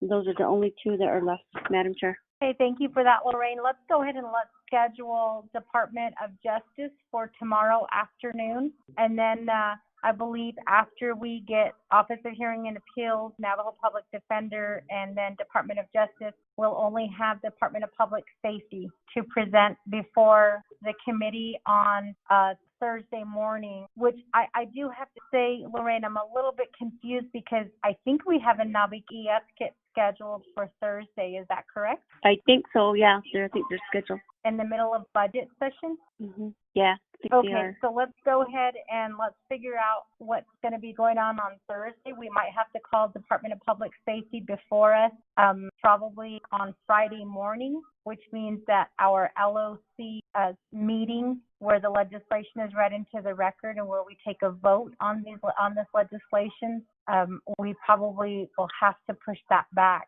which is going to throw us off a little bit because Saturday you have Navikiaskit budget session. So committee members, Honorable Otto. So we're having a Nabi this week? Is that what I have? Yeah, that's my understanding. I believe that we got a email from Tom Platero on that. And that's why I'm a little bit confused as to why we would have a Navikiaskit in the middle of a budget session. But what Lorraine and I will do is we will clarify with the Speaker's office on Thursday, we'll clarify with the Speaker's office about the Navikiaskit on Thursday. And if we have a Navikiaskit, we'll probably have to have a Law and Order Committee meeting on Friday afternoon. I don't know how we would do that, but it is something that we're going to have to try to figure out. Okay. So with that, committee members, we're going to go ahead and go into recess at this time. We'll convene back at 9 o'clock in the morning. We'll start with the Office of Hearing and Appeals. Then we'll move to Navajo Public Defender. And then we'll end the day with Department of Justice tomorrow. So with that, it is now 3:05. We are hereby on recess. Thank you, and we'll see you tomorrow.